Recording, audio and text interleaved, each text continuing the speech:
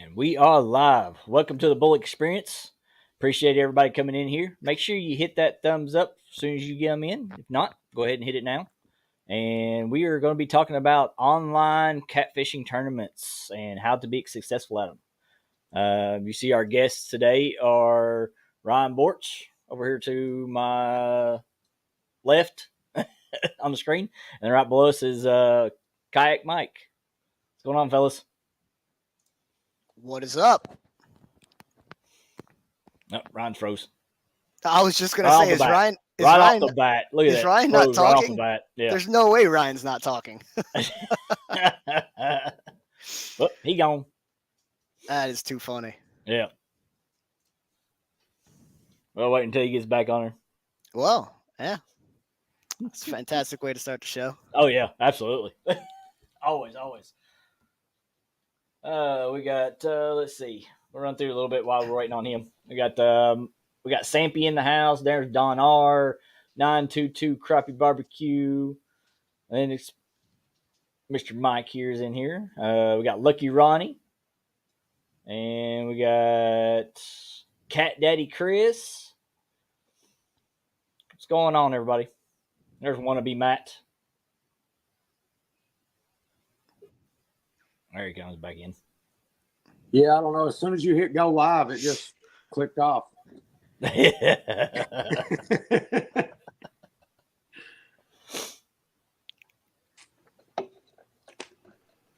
Yeah. Oh, I know. That comment's so true.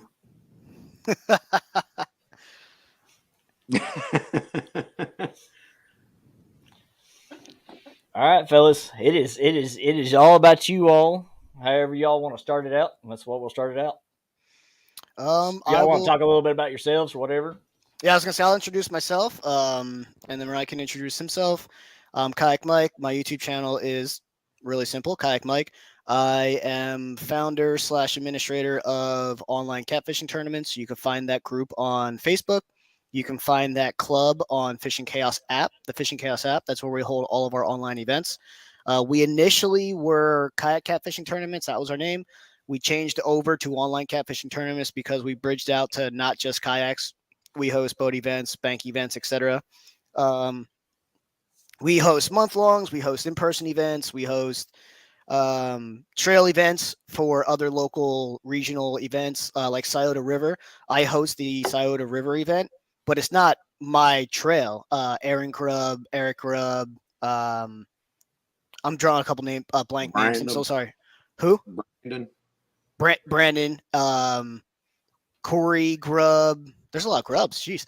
But yeah, they run that trail. I just host it for them on the platform, and it works out pretty beautifully. And another reason for that is being the administrator. And we can go over the online aspect a little more later. One of our anti-cheat mechanisms is when you submit a picture of where you caught the fish to ensure that you caught it on the correct body of water, location, time, etc. I get to see the GPS timestamp, and only I get to see it, which is kind of perfect for someone who's not fishing in a regional event, because I'm never going to go there. Like, if you think I'm traveling more than a half hour to fish, you're out of your mind. so I'm probably the safest person on earth to have any kind of GPS coordinates with when it comes to fishing. It took me like 7 or 8 months to get him to come fish the falls with me, and it's only an hour and a half trip. Yeah. And it's by far the best fishing I have access to. Like, nothing comes close. And yeah, that extra half, like, I normally drive about an hour tops if I do really want to put a good trip in, but a same day out and back trip rarely ever go over an hour, ever. Now, what falls are we talking about? Louisville. Falls of the Ohio. And yeah, that's a little rundown on me. As far as experience, I don't count, but let's just say on average 5 to 7 events a month I compete and or host, just on average over the last 3 or 4 years. So conservatively speaking, I've hosted and competed in 200, more than likely over 300 by this point. Because like, I'm still relatively new to the whole catfishing world. The one criticism I have gotten in the past is like, well, he doesn't have an experience. He's only been doing this for a couple of years. Well, yeah. Do you judge experience based on how long you've been doing it, as in time, or how many things I've actually done? Because there are some people who have catfish for 20 years who go out once a month, but there are some people who have catfish for 4 years who go out 2 or 3 times a week. Who has more experience? You know what I mean? Yeah. So, well, it's time on the water. We've always said yeah, it's just always time on the water makes you better. Yeah, same thing with the hosting and the competing. The more you do, the more experience you have. Yeah. And I'll hand it off to this guy. 2022 Cat King in online catfishing tournaments last year. He destroyed it. In my opinion, he is now the best kayak catfisherman in the country. For not because of winning, but because everywhere he goes, he catches fish. Every technique he uses, he catches fish. He catches big fish with every technique he uses. And yeah, our numbers might have been down competition-wise last year, but you can't argue that he just absolutely killed it. Oh, so yeah, there you go, Ryan. Up to you. Hey, that's a good introduction. That's a good introduction. How do I follow that? I mean, he forgot to include the Ohio Trail and the Kayaks and Cats King Cat titles that I won last year too. That's also me putting the knife in other anglers' sides who didn't compete against him last year, who are hearing me say this, go, Ryan ain't nothing. I could kill him. Prove it. Come fish some events. Prove it. If you think you're better than him, come prove it. Yep. And I welcome that. You can always sit back and fish your own little times and say I could beat him until you actually put the work in and actually do the tournaments. No. And that brings us into the trail for this year that Mike's got going on.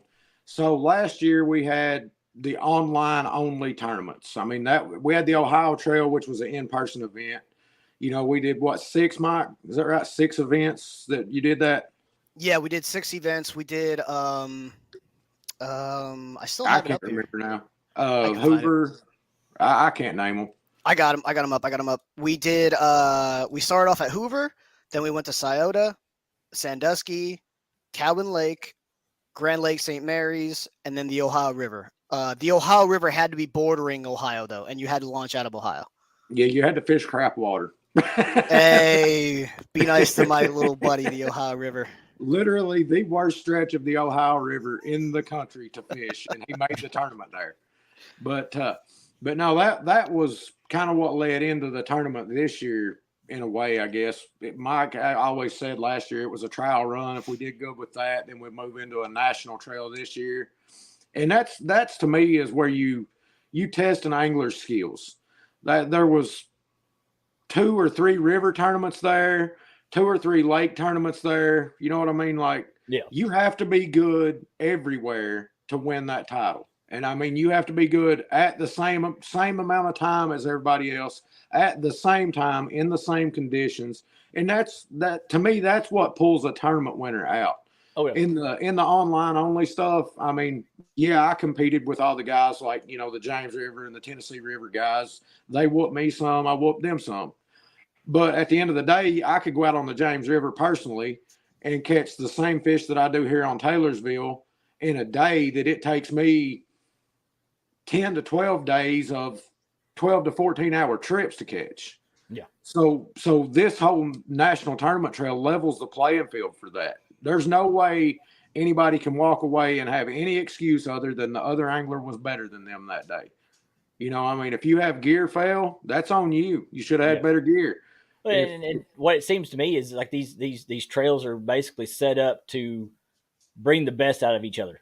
Yeah. Oh yeah. That's the sportsman. I guess the tournament wise I like is it actually will make you a better fisherman.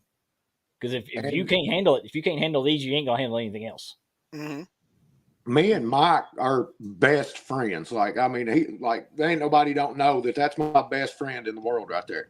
But at the same time, we push each other to the max to do better in these tournaments. I mean, it's unreal how we push each other just because of our competitive nature. I mean, that's all it is.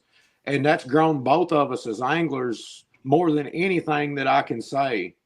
Because there's a lot of times Mike was in front of me in an online tournament, and I wouldn't have went fishing if he was behind me, and vice versa. He wouldn't have went fishing if I was behind him. If I wasn't behind him, you know. I mean, you push each other, and that's what it's all about. At the end of the day, we're all better anglers for what we do. Oh yeah. We already got a question right off the bat. Robin C wants to know how you like the fishing on Sandusky Bay. All right. It's stupid. So after we had the event there last year, after talking to more anglers who compete there, the same reason a lot of people love it is actually the same reason a lot of people dislike it. Anyone can catch fish any style. You can suspend fish there, catch fish all day. You can drag, catch fish all day. You can do anything and catch fish at that. It's almost impossible not to. We had 13 anglers, and then between the 13 of us, we caught between 500 and 600 fish, if not more. I caught well over 50. Then this is just tournament day in 8 hours. This doesn't include the pre-fishing the day before, any kind of post-fishing that day. Multiple guys caught 50 plus fish. Multiple guys caught multiple 20-pound channel cats. It was the day before when we went pre-fishing.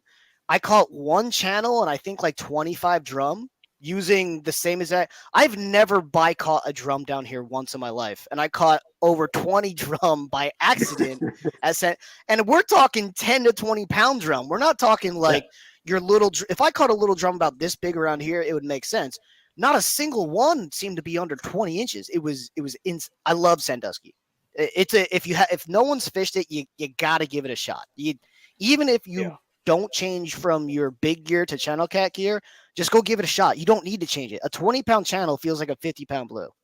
And I have a video. He's talking about those drum. I have a video it's in my shorts and my TikTok, and I don't think it's on my reels or anything, but I caught 2 on the same rod at the same time with a double hook rig.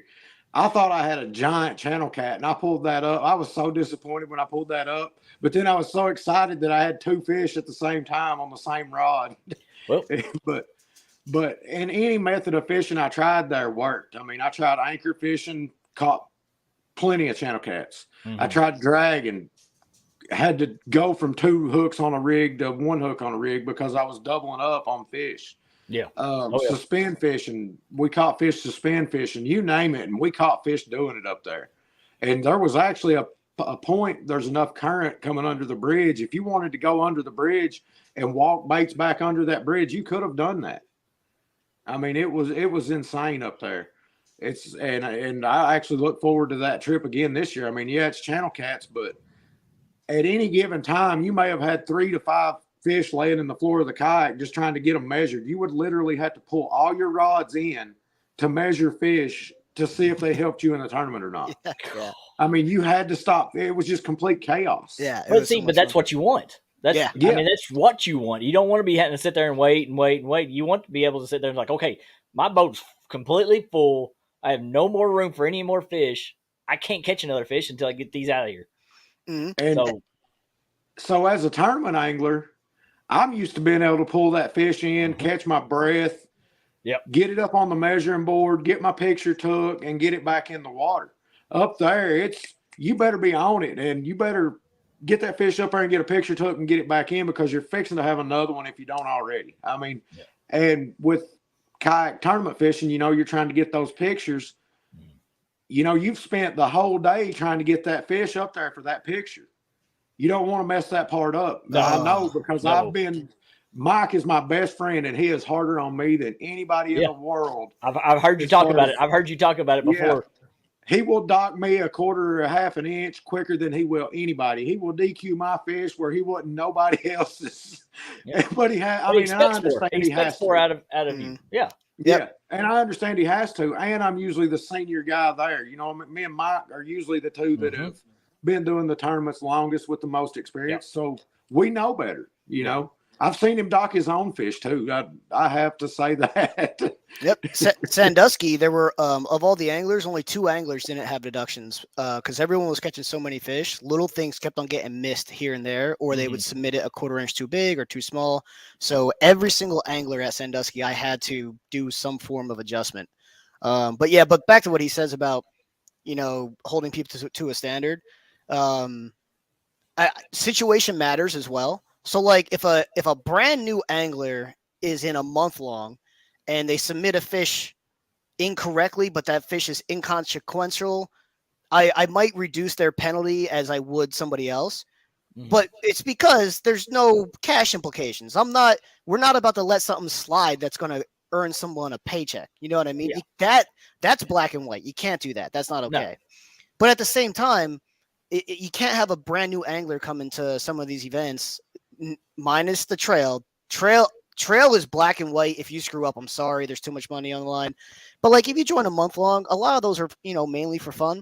If you screw up here or there and it's not terrible, I may reduce the penalty. You're still going to get a penalty, but I may reduce it slightly. So bumping the fish's nose. If I can't clearly see the fish's nose is bumped on the bump board, instead of getting a full inch penalty, I might give you a half inch penalty. You know, like that's what I'm talking about. Well, we're not talking about you left the identifier completely off and I'm letting the fish stay on the board. Like that's one of those, sorry, can't do it. Like that's one of those black and white. That's one of the main rules is like make sure your identifier is there. Yeah. And that's one of the easiest things to forget because I mean, especially with a big fish, because you pull that big fish up in the kayak, say you catch a 40, 45 inch fish. All right. You've spent all day out there probably dragging or anchored up, playing on your phone, Waiting for that fish. I call it 0 to 100. And in that adrenaline rush of you catching that fish, well, you want to get that tournament picture, but you also want to get your phone in there and get that selfie picture. And then you're also worried about getting the fish back quick. So it's super easy to forget that identifier. I've done it more times than I care to admit, and I will do it again. I mean, it's just something that we're all going to do. Yeah. It's inevitable. Speaking of that, that's a good transition to CPR in our events. Another beauty about online, and there are some people who are hard left and hard right on this particular subject of how many fish should be in an event and should you not be using a live hole ever. And I'll give you where I kind of fall on all of this. Personally, I don't mind fish scenes going from 5 to 3 because the Ohio River just had a few tournaments go from 5 to 3. But I'm not hard left or hard right. It just doesn't. I just don't really care if it goes from 5 to 3. I see the benefits of going to 3 for health, etc. But I also see the argument for going less than 5 because it's like, all right, well, we're going to see some 30-pound bags win events now at some of these events. So it's like, and I understand both sides of the argument. I'm just not so hard on either side. For the beauty about us is we don't have to have that argument ever. And for us, the best fisherman wins always. So at these tournaments where there are weigh-ins, you can only bring in so many overs because of state law, and you can only bring in so many unders because of state law. Well, in our events, we take our picture and we release them immediately. So the 5 biggest fish caught that day is the winner. So if you're like, let's say you're in Mississippi and you're at a tournament that does a 3-fish or a 4-fish weigh-in, 2 overs, 2 unders, and you catch nothing but overs all day, or you catch nothing but unders, you don't even get to sniff the other category.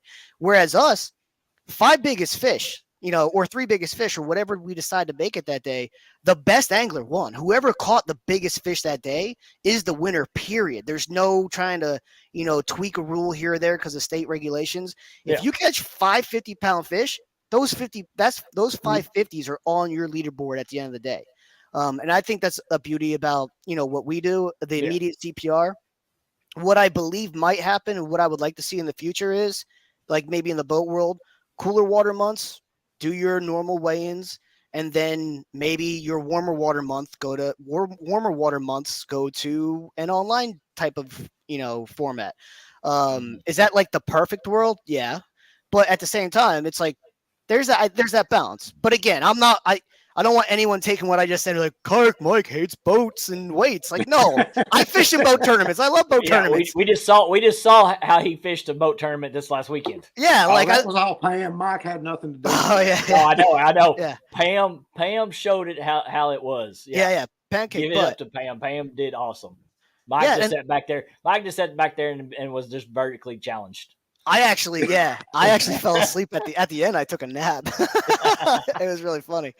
But yeah, we'll do that. I think there should be give and take on both, and I think people should be more open to the idea of judging fish by length as opposed to weight, etc. I'm telling you right now, I've hosted and competed in 200, 300 events. Generally speaking, the most length also has the most weight, and it's so obvious. You can just go on there like, all right, this guy has 250 inches worth of fish, this guy has 230, and you just go down their fish. You're like, all right, if this was a weight tournament, he still wins. The argument against length is always, hey man, 2 30-inch fish are not the same weight. Well, yeah, but we're not judging one fish. We're We're taking a Yeah. collection of 3 to 5 fish.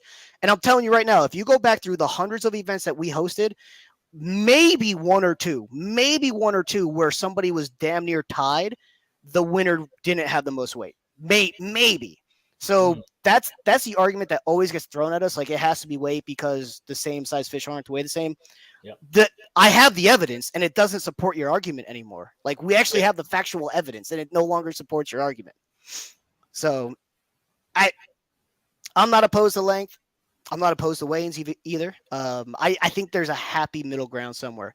But that immediate CPR, you can't argue that immediate CPR is a million times better for the fish. We're not relocating them miles and miles and miles away. No. We're not putting them, if you it doesn't matter how good your live well up, pulling a fish out of a 100-foot hole and putting him in a 18-inch water depth live well, I don't care how good your technology is. That's terrible for the fish. You know what I mean? But that's just me speaking plainly. I don't want anyone hearing me say that, saying we shouldn't have boat tournaments. That's just me speaking on the facts. Like, because I'm still going to fish boat events. I love them. They're too much fun. Here's one that Cody posted on Barron. They're doing a tournament series on Barron, but they're doing like their traditional tournaments. They meet before and after, but their score is length, same way you do your onlines.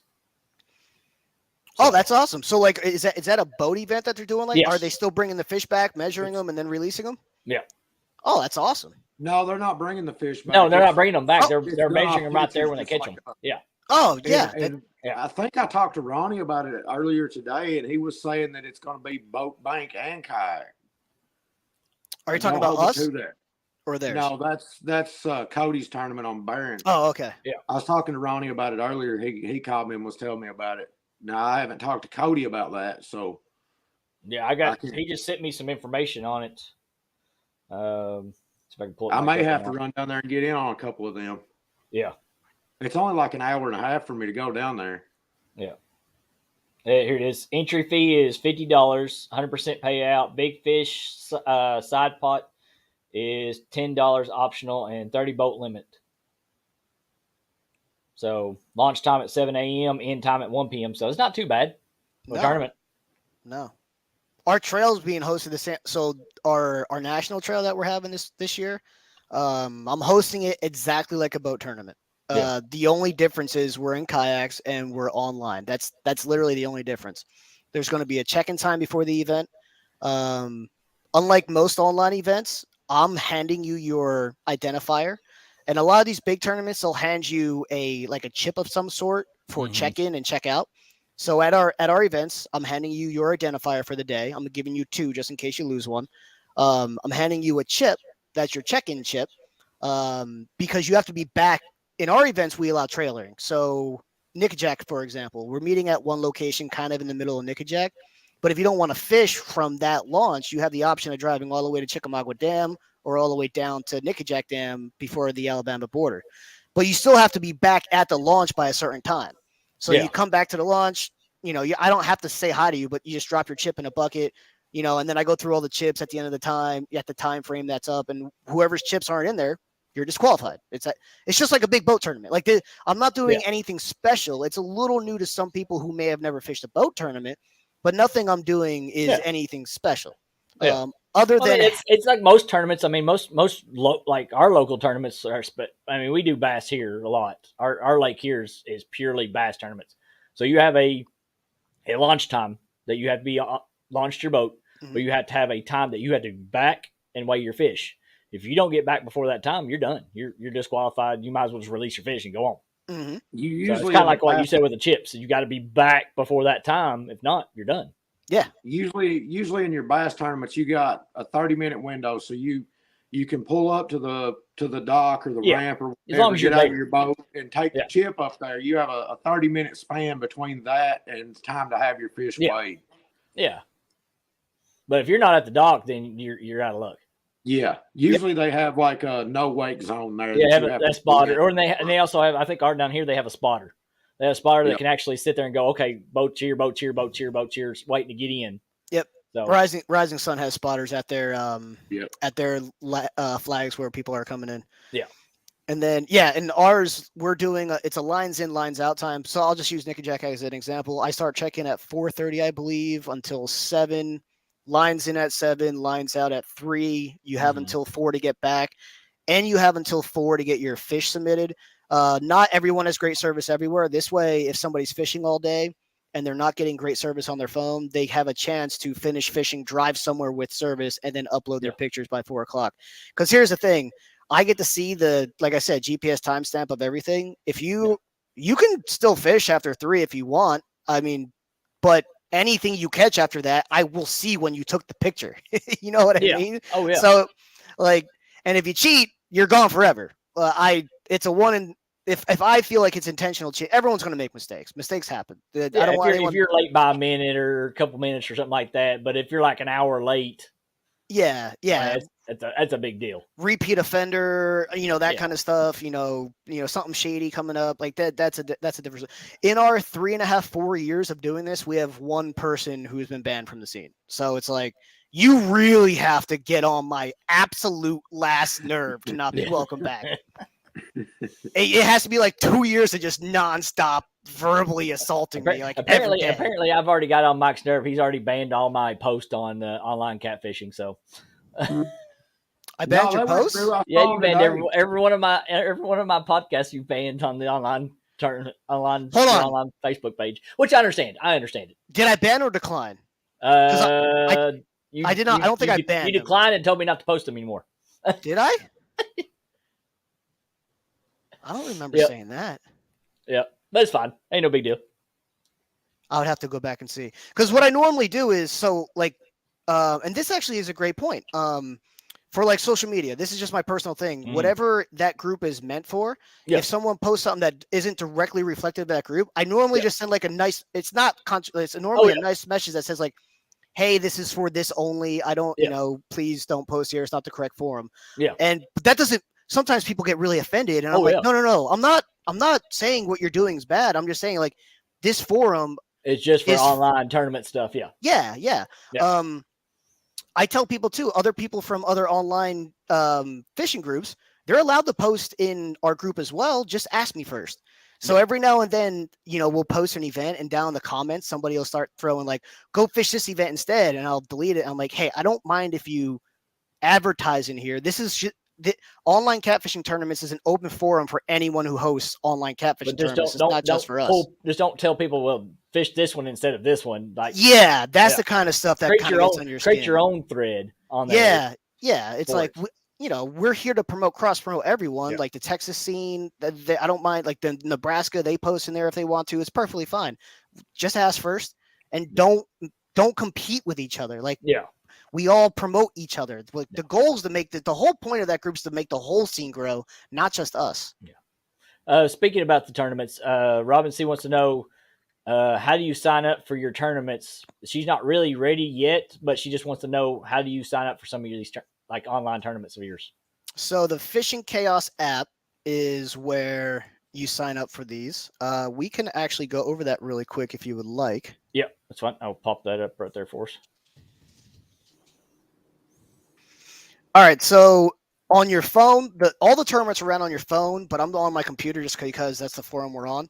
So you'll download the Fishing Chaos app, and the Fishing Chaos app, it looks like that. That's what it looks like right there. And when you download it, everything that you see on my PC looks like the same exact on your phone, so you don't have to worry about anything confusing you. Like, hey, it looked different on your PC as my phone. You'll end up logging in. It should take you to... Oh yeah, I'm logged in. Okay, so you create a profile, you log in, you go down to Trail Club, and you can search for it. If you just type the word online, it should pop up pretty quickly. Online catfishing tournaments, that is our scene. You go to tournaments, and then for 2023, we're currently hosting 4. We have our national trail. We have 2 different month-longs. We have a regional group that Ohio, Indiana, Kentucky waters only count for. And then we have Scioto River events, which they fish once a month for 24 hours. They have a 24-hour event once a month. All of our events start in March. They all end in October or sooner. Like the National Trail is only 6 events. I believe it ends in September. And blackout period in July. I'm not doing any hosting of anything in July. So burnout is my first 2 years doing this. I went every single month all year round. And last year I genuinely did experience. So if anyone here follows my YouTube, you'll notice a big stretch of me not posting a video for like a month at a time. Yeah. I was just so burnt out on everything. I had no desire to host. I had no desire. I had to host. I didn't have a choice. Yeah. But I was so burnt out. I'm like, you know what? I'm never doing that to myself again. We're gonna have a built-in off season, which is November through February, which isn't a bad off season. It's cold. Who wants to fish then anyway? Sometimes. And it's but well, we have a ton of hunters who also kayak catfish. So our numbers just naturally disappear during hunting season anyway. So we come back in March, and then July, and it's also perfect. July is spawning time for a lot of people across the country. Let's take the month off for those fish. Let them go spawn. Let them do the hibbity dibbity. Let them have their fun. So whatever event you want to sign up for, like let's say you want to do a national trail. Well, yes. So Wannabe, I'll answer that real quick after we go over how to register. So let's say you want to do a national trail event. Click on that. You click on the event that you want. And again, it's all the same on your phone. You're just using your finger as opposed to my mouse. And then there'll be a register button. You click register. It'll ask you, your checking account information, all that kind of fun stuff. You go through the prompts and you register. The only ones that I have 100% done to this point are the national trail. I would hold off on signing up for any other type of event until February at some point because they're not necessarily completely done. But like your month longs are going to be $50. Ohio, Indiana, Kentucky, I believe is $40, and your Scioto River is $40 or $50, but I believe that's $40 as well. But yeah, the short answer is download the Fishing Chaos app, find online catfishing tournaments, and that's how you register for an event. You're going to have to be an OCT member on the app to compete in any event this year, but I don't have that video out yet, so I don't even. It's as a brand new member, it's easy. As a current member, signing up for the first time is very convoluted, so I have to make a video to teach everyone how to do that. And the only reason I'm even doing a membership this year, I'm not competing in any events this year. So the only reason it's a $15 membership, one-time membership for the whole year. You don't have to pay $15 a tournament. It's just a one-time $15 membership the whole year. And that's just to help me out with room and board when I travel the country, because I'm hosting all the events. I'm putting money into the scene, and we'll get that to you a little bit. I'm putting money into the scene. So your $15 membership is to help me pay for my hotel and travel. Like that's all it is. If anyone thinks I'm profiting, I'm not profiting. It just helps me just a little bit for the year. Yeah. It would be nice if I profited off of this at some point, but I don't see myself ever profiting off of this. All right, region against region. We have done that. We've done Ohio versus Texas. We've done Nebraska versus Texas. The only tricky part about region versus region is getting enough people to commit. Believe it or not, it's a lot of people on social media like to brag about how good or bad their water system are.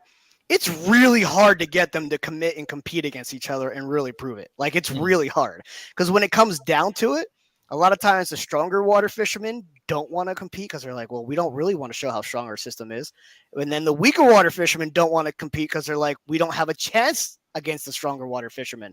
So to actually get states to compete against each other and regions to compete against each other is a lot harder than you would think. It's a lot harder than you would think. Ugh. What about like what we did with the river versus river? Could you have something like that then? Have like a, say, Tennessee River tournament?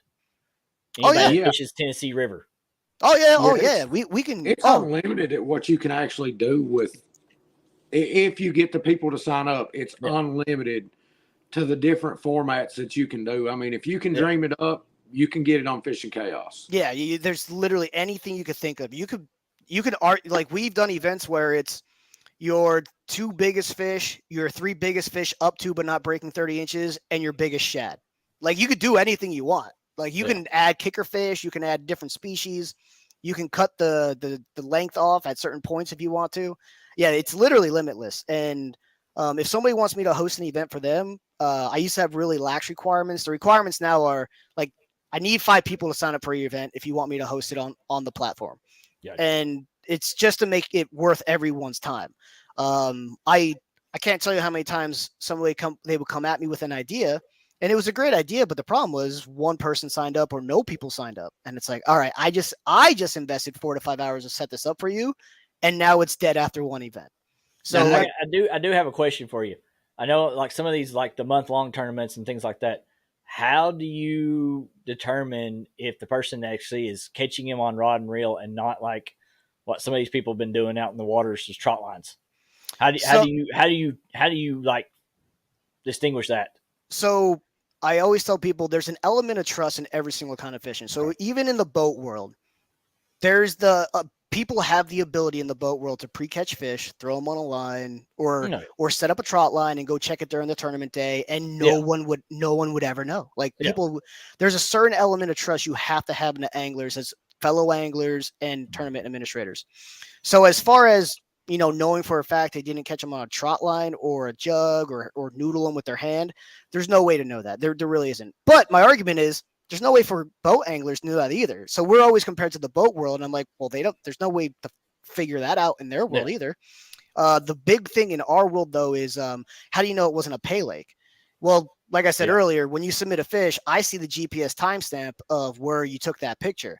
So unless you catch a pay lake fish and then drive to a body of water to take the picture, and that fish somehow doesn't look dead, because believe it or not, when a fish is dead, it's very easy to tell in a photo. Oh yeah. So if you catch a pay lake fish, remove it from the pay lake, which the pay lake owner is probably going to be pretty pissed if you find out you're doing that, and then you drive it to a legal body of water to take the photo. That's just not likely. Also, pay lakes are only in existence for gambling. I don't see somebody going to somewhere to gamble on fishing to then try and compete online. Oh yeah, absolutely. And if they're dumb enough to do that and they do take the picture at the pay lake, I'll see it immediately and I'll ban them for life. Like that would be one of those, sorry, not okay. Like you're gone forever. The reason why I do that is because I know a lot of people would. There's a lot of other people that would do that. There's actually a lot of people that would try to cheat the system a little bit to make sure that they had the best chance to win. That's unfortunate. And you got a handful of people that will do that. And a lot of the time, I think the competitiveness is what keeps us going in it. I mean, just like the national championship tournament this year. What was it, Mike? Like $300 or something we was competing for in that? I mean, it was like pennies. It was like 300. Cat King. Yeah. King. Cat King was about $350. You were competing for $350 at the end of the year. Yeah. Yeah. I went to the Tennessee River. I traveled 4.5 hours from here. I spent that $350 in gas. You know what I mean, to get down there. And that's what it's all about. It's about the competitiveness of it, though. And I mean, me and Kyle, we agreed on that format, and he had to fish Taylorsville Lake because he had a family thing or something the day before and couldn't go to Tennessee. And I'm like, look, man, you can go to Tennessee. You just gonna have to drive down there and do it. And he's like, I'll just fish Taylorsville and beat you there. Yeah. And he about did. I mean, he just about did. It was like a half inch. It was 1 inch exactly that separated us, I think, at the end of the day. And I was actually driving home while he was doing his 8-hour tournament. And it was like every 10 miles I was asking Lindsay, I'm like, hey, check that score. Hey, check that score. Hey, check that score. Knowing that when Kyle caught a fish, he was going to send me a picture of it in a text message. Well, we're talking about cheating and stuff like that, and I know this question was going to come up because we already talked about it on Facebook. Oh yeah. Ryan's actually, I can't even. Ryan, it dawned on me today. We should probably stop joking about this because I run the tournaments. You're my best friend, and you have been very successful. So we should probably stop with the Photoshop jokes. So that whole Photoshop thing came from Kyle. Actually, the one that I was just talking about, Kyle Kesslinger. Yeah. And I don't remember. One of us posted a fish picture one day, and it was Kyle. I mean, like instant, as soon as the post hit Facebook, photoshopped. Well, that then became the thing. Like our whole group around here that fished Taylorsville, it was a race to see who could post the Photoshop comment on a fish picture first, and it's just never died out. And that's kind of became me and Kyle saying, like, it don't matter what one of us post on Facebook, the other one's commenting Photoshopped right off the rip. But the truth is, I mean, how you probably can would tell in the realize picture how they fake a Photoshop. So what a lot of people don't know is let me see if I can go behind the scenes on one of my photos. Hold on one second. You want me? Just You pull mean, up one I of can shut mine, this down. Real, Oh no, you're good. I have two monitors here. Okay. Let me go here. So I get to see on my side everything that's ever happened to that picture. So if you adjust that picture, if it's not an original copy of that picture, I can tell an adjustment was made. And if there's and if there's ever an adjustment made, the fish gets, that's one of those also in big competition, that's black and white DQ. Yeah. For instance, this is actually a great example. Brand new angler submits a 32-inch flathead. He was scared that his picture wouldn't be good enough. So what he did was he just cropped it to be just the fish to make sure I could easily see it. So in his brain, he's actually doing me a favor. But in reality, he just broke a pretty serious rule by adjusting the photo. Gotcha. So in that case, brand new angler, I might say like, okay, hey, look, just so you know, if you ever adjust the fish again, that's black and white DQ. I'll never allow it. But in this case, I can tell, and you're not in the money. Again, that's a big thing. Like if you're not in the money, I will work with you. I'm like, but you're not in the money. This fish doesn't play a factor. I'm going to leave it up on the leaderboard because we want to see offense. I don't want to be DQing every single new person's fish for every little reason. I just think that's silly. But don't adjust the fish picture in the future. Even if you don't think it's a good picture, I have ways to zoom in, etc. I'm going to work with the angler as best as I can without breaking or bending any actual rules. But yeah, I can always, and I've judged so many now. If I see a picture that isn't in the perfect like pixels, I can be like, all right, this isn't in the widescreen pixels. This isn't the original photo. I can tell you doctored it. What did you do? And then we can work from there. Where are you at in the tournament? What position? What size fish? All that kind of fun stuff. Yeah. But yeah, if you're watching this and you plan on getting an event, don't doctor the photo at all. I will end up seeing it. And if it was something like Photoshop, it would be very apparent. I mean, oh yeah. Yeah, nobody is most Photoshops you can tell nobody can get it perfect. Yeah. Let me see here. Let me see if I can pull one up that I have submitted and in the past. If Mike can judge my fish pictures from last year, yours is probably not going to be an issue because I was one of the last of the Mohicans with a catch board, and Mike hated it. Like he gave me a muskie bumper, and I still use the catch board. Even Justin Johnson sent me a message one day, and he's like, I had like a 47-inch blue on that catch board, and he's like, I don't know how you balance that fish on that board, but you got talent. All right, so just for full transparency, so people can see what I see. So this is one of my personal fish that I have submitted in a tournament before. This was in Cowan Lake. So I can go down here, and if anybody ever wants to become an administrator, this is a good little behind the scenes. So I can, zoom in on the fish if I want to, over here, 30 and a quarter or a half. Let's see, a 30 and a quarter. I was going to say this is a 30 and a quarter fish. Here's that half-inch line. I'm clearly not breaking it. All right, information. So the create date, the original time, and the modified date. If there were any modifications, I would see every single time that photo was modified. Since there's only one modified date, and it's all the same time, that's just when the picture was taken. If I zoom in, I can tell where you took the picture. And this is pretty damn accurate. This is Cowan Lake. I caught this fish like right there. I mean, like right there. You can ask Ryan fished that event with me. This is pretty damn accurate. So, and then also down here, view more. This is all ESIF data I have access to that I can go and research if I feel like something's off, if I feel like something's cheated, if I feel any of that stuff. So like if I feel like someone's cheating, I have a lot of ways to figure it out. A great one. So future admin or administrators out there, image width by image height. There's certain image widths and heights that every picture has standard pixels wise.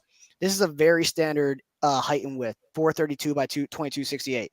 If I come in here and see something like 3000 by 1500, that picture got doctored at some point in time because no phone takes pictures at 3000 by 1500. I can see the latitude, longitude of where you caught the fish and all that kind of fun stuff. What else? And then down here, let's say I submitted this wrong at 30.5. I can come down here and change it right here. Now I'm being very transparent with you guys. In my history of doing these, I have never once shown anyone's GPS or time location. People's biggest fear is that the administrator is going to spot snipe and give that information away. I can honestly say I've never done it once. I have had anglers ask me for spots who were my friends, who are no longer my friends.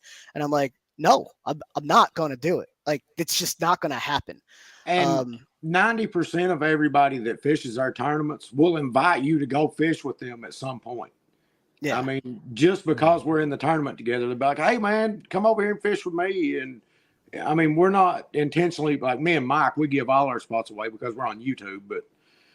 But most people won't just give you a spot, but they'll give you general direction. You know, if they know you're in their area fishing, they'll help you all they can. That's one thing I've ran into in this tournament scene that's different from the boat world. Like, boat world, if you've got friends, they'll help you somewhat. Oh, yeah. You know what I mean? And this world, you can not even know somebody. Like, my big thing for most of the tournaments I've ever fished is I'll be there early, or at least go out the night before and get bait to share with everybody in the tournament. You know, I mean, the online stuff's a little different, but our in-person stuff, that's just kind of always been my thing. Mike's done it with me. I mean, we'll go out. We went out the night before several tournaments just to get bait to share. And it's just a different atmosphere of people, I'll say, when you're in these in-person events. Oh, yeah. And hopefully that doesn't change. I have a feeling with the legitimate money that we have coming in, I have a feeling the atmosphere is not going to be as family-like forever. Because like right now, it's very family-like. It's like we show up, everyone loves each other, etc. But when you get like this real money on the line, inevitably you're going to have rivals show up, bad blood potentially, etc. Oh, but that's fun. That's just competition. Any tournament with money on the line, it's going to big cash pot. It's usually always there's going to be some bad blood. Yeah. So yeah, it's always been like that. So Ryan and I, we're still going to do our best to try and get everyone bait and stuff before the tournament. You know, some skipjack's going to be a little different. Like if I get skipjack, you're probably not getting it because I'm bringing that home. Well, yeah. Same here. Like if I'm traveling 5.5 hours to fish an event, I'm probably not going to share skips. But if we're fishing Taylorsville Lake and we catch 400 shad and 10 cast net throws, we're going to leave 300 of them behind for the other anglers. Yeah. It's the only reason I won Hoover last year. This guy showed up with a bag load of shad and handed me half of it. Well, let's get into your trail. No, Hoover, you won because you caught that. The crappie. That crappie. Yeah, you got lucky and found that crappie. Caught it. I caught it on rod and reel. Yeah. Shh. We caught it. I caught it on rod and reel. Yeah. I did not find it half dead floating on the top of the water. No. And you did not call me when it happened to tell me about it. All right. Great segue. So here's our national trail for next year. This is kayak only. This is an in-person. Every single one's an in-person event. There's $1,000 guaranteed minimum to first place at every event. There's $200 guaranteed minimum to big fish of every single event. That's before entries. That's the money that is being given by sponsors. The first two events are hosted, title and big fish by Catfish Sumo. The May 13th event at Hoover is sponsored by Chubby Fish. That is the big fish and the title. Mm-hmm. Cat Yackers is hosting is the title sponsor of the Sandusky Bay. Muskie Bumper, our board the board we use, they're sponsoring the big fish at that event. Minotaur Hooks is title sponsor of the event at Kerr Lake. Mad Cats is getting in as a co-sponsor of that. I don't know what to call them. They're not the big fish sponsor, but they're not the title sponsor. They're right in between. Mad Cats is involved in that. They're giving $500, and Carolina Lake Weights is doing the big fish, and I'm matching their sponsorship for that event.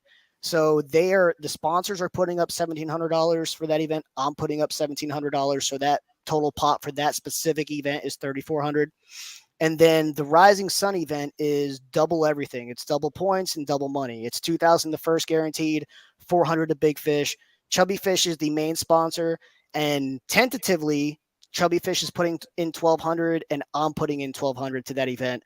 If Chubby Fish does really well at all the shows, then he's going to cover more of the total $2,400 we're giving out at that specific event. But tentatively right now, he's guaranteed for the 12, and then I'm the other 12.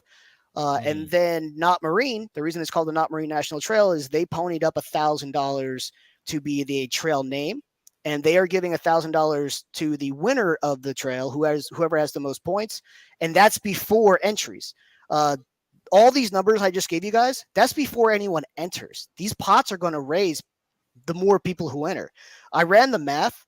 If like 30 to 50 boats enter Kerr, we're going to give out like 7 to 10 grand. It's pretty awesome. So, yeah. But yeah, those are all the sponsors. This is the schedule. We'll have handouts at the Columbus Show and CatCon over here. Oh, and Monster Rod Holder, they're putting in $900. They're doing a mystery fish drawing at every single event. We're doing a random number generator, and whoever comes closest to that number with a submitted fish wins $150 at every single event. Here's all the sponsors on the Not Marine National Trail. Here's all the sponsors to give them all credit. And yeah, let's see here. Oh, we don't need to go anywhere. These are just the thumbnails that I made for every single one. Cat Daddy Chris wants to know, how many do you expect to fish or has committed so far? I personally think we're going to see 20 at the first Tennessee event or more. I'm hoping to see 20 or more, but like this, the beauty of this is people who do compete are no longer competing for gas money. So in the past, a lot of these events, you're showing up, everyone's putting in $50, and the person who wins just won their gas money back. Like even Sandusky, the guy who won it, I believe won $600 or $700. I'm not saying that's not a lot of money, but if you were coming across the country to fish that, let's say you were coming from Tennessee to Sandusky to fish that. So driving up, there's 100 or 2 in gas. Driving back's 100 or 2 in gas, possibly depending on your setup. Mm-hmm. Lodging, if you don't pre-fish, is probably 100. If you do pre-fish, it's probably $150 to $300. Wear and tear in your car, that doesn't get taken into account. Bait doesn't get taken into account. All your rods and reels and accessories. And anything you forgot. And anything you forgot. That's the biggest thing a lot of people don't realize. These traveling to these online tournaments, you're always going to forget a key piece of equipment that you're going to end up having to go find a Walmart or a sports place to go buy it. Yeah. So a big turnoff for a lot of these events is, if you're not local, sometimes it's almost for bragging rights. Yeah. Well, at $1,000, it doesn't matter how many people sign up now. You're going home positive. If you spend more than $1,000 at one of these events, that's your fault. It's no longer our fault. So the winner, the people who compete in these events are walking home with real money now. So I think that's going to draw. But when I was speaking with these sponsors, every now and then they would ask that identical question. I'm like, hey, we're starting from scratch essentially, and we're going to grow together. Even if we only have 5 to 20 people per event this year, next year it'll be 10 to 30. The following year it'll be 20 to 50. The following year it'll be 35 to 70. That's how I explain it to them, and we'll go into the sponsorship and how I sold that too. I can tell you one thing: somebody's already saying they're if you're going to show up for food. Michelle. Oh, that's Michelle. Michelle wants to know if you're all going to show up for a dinner whole week. When you go to Kerr. Yeah, Michelle, I'll be down there for the entire 9 days before and after the tournament. So I will be seeing you. I'm not going to say no if I get invited over for food. That's all I won't say no. Mike has never said no to food of any kind, ever. I lived my best life last year. I got fat. And I can answer this question. Eric, yes, he said Hoover, but it's kayak. Yeah. Nobody ain't gonna see you sitting on your butt in a kayak. I trust you that. Hold on, but Super Smurf, so here's another thing that I tried really hard to do if I could. Hoover is alongside of a boat tournament. We're technically, and this is a little genius thing that I thought of. I hate dealing with states for permits. insurance, and all that junk. Mm-hmm. So I try and attach ourselves to an already established boat event so we can just slide in as their kayak division. Hoover has a trail, a monthly trail. Shane Henderson and Joe Hatfield, I believe, put it on. Shane, I love you, man, for letting me do this with your trail. We are the kayak division for Hoover's event that day. So there's a boat event going on and a kayak event going on at the same exact time. So if you are a boat guy, you can show up. Like, if you want to meet any of us or any of the kayak anglers, you can show up, fish the boat tournament, fish our tournament. They're the same exact time. We all get to meet each other. The way I do it for safety, I'll say perceived safety, is at Hoover, we're launching an hour early and we're ending an hour early compared to the boaters. And Rising Sun, we're actually right next to the Rising Sun boat event, the one that draws about 200 boats every single year. We're right next to that. We're launching an hour after and returning an hour after that event for Rising Sun. There's this misconception that having boats and kayaks at the same time aren't safe. There's no, how do I put this? The only time it's remotely unsafe is the launch. Fishermen are generally really good boaters. So when I go out fun fishing in the summer, pleasure boaters are a million times worse all day than any single boat tournament ever is. Because boaters, they launch to their spot and they fish, and then they randomly leave throughout the day. So there's only like a 5-minute window where it's even remotely unsafe. And a lot of these kayaks, like we were talking earlier, I'd rather be in a kayak than a john boat any day of my life when it comes to stability and safety. Yeah. And like Hoover, it's not even an issue. It's a 9.9 Yeah. lake. And we're actually going as fast on the kayaks as these guys are with their boats. Sometimes, yeah. A lot of them don't even drop. They don't even have kicker motors. So a lot of the guys will just show up with the trolling motor and just do their thing with the trolling motor. Yep. Now here's a question: is there any of them bank tournaments? So let me pull this over. Our month longs. So I've been doing this for a few years now. I've noticed that if you have too many divisions and too many options, everything gets stretched really thin. Mm-hmm. So I have decided what we're doing from now on, and let me see if I have it set up yet. I don't think I have it set up yet the way I want it. Let's go to tickets. Yeah, I don't have it set up quite yet. So the only bank option is going to be the month longs for OCT. There's going to be a slot and there's going to be an open. It's going to be your 7 fish closest to but not breaking 30 inches. That's your slot division. Mm-hmm. And then there's your open tournament, which is your 5 biggest fish on the month.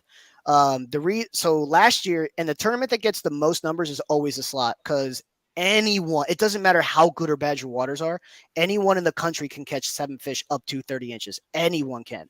Arguably, you have a better chance at getting those fish closer to 30 if your waters are weaker, because 30 inches is like that perfect cutoff between like 10 and 20 pound fish ish.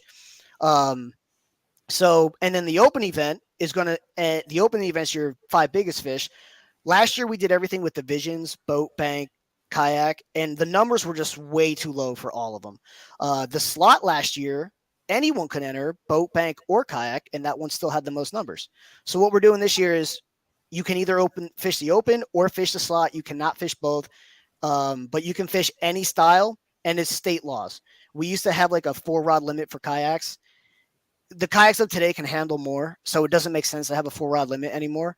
So whatever your state law says, that's what you are held accountable to. And it's also kind of like in the kayak world, it's really regulated in some species to the point where it's just stupid. Like, I'm just going to be honest. It's just dumb. And I found myself kind of getting to that. And I was like, you know what? No, we're going to start deregulating this, because now, I don't want people intentionally looking at a rule book to try and DQ someone else's fish. I don't want that. People are going to do it. Don't get me wrong. Oh, yeah. But I don't want that to be what we're known for. I kid you not. At this bass event, somebody finished just outside of the money, and his buddy said to him, literally said, "Don't worry, we're going to get you in the money. We're going to find a reason that these fish are going to get disqualified." And I was like, all right, yeah, cool. Like, yeah. Do you feel better about yourself? Like, I don't know. But yeah. Want to be, yeah, we actually everything you see me and Mike do, we did before we had trolling motors, minus bumping the dams. And I mean, I can still do that. I'm not going to, because I'm getting fat and lazy, but I mean, You I don't want to could pedal no still more. technically You don't want do to pedal no everything more. I do without a trolling motor. And yes, there is people that fish our events that don't have motors.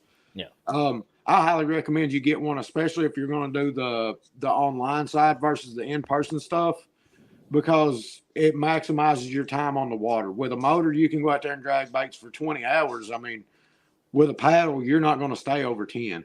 It's just, you're not going to. How funny is that though? Ryan said not over 10 as if most people fish 10 hours.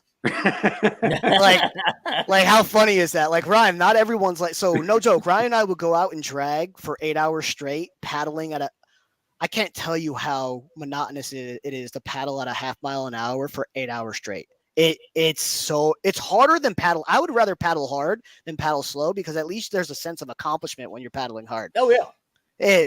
Paddling that slow is a nightmare. And the way I did that, a lot of times, if I had a little bit of wind or a lot of wind, in most cases, I would paddle hard and paddle up into the wind, throw my drift socks out, and then drift with the wind. And that way I could play on my phone or take a nap or whatever I wanted to do. Because, I mean, I ain't no different than anybody else. I'm a catfisherman, and I like to take naps. Yep. One of my few fears when I take like when I go to shows and bring my boat, I just don't want people to look at that and think that's the standard. That is 4 to 5 years of blood, sweat, and tears and investment. You don't need. A lot of us started off kayak, 4 rods, bait, and a lot of us were very successful with just that. The only difference is it's just more efficient with a motor. There's no true advantage outside of heavy current. Like that's really the only time it's truly an advantage. There's nothing we can do that somebody paddling can't. And speaking of that, I'm actually building a new kayak right now.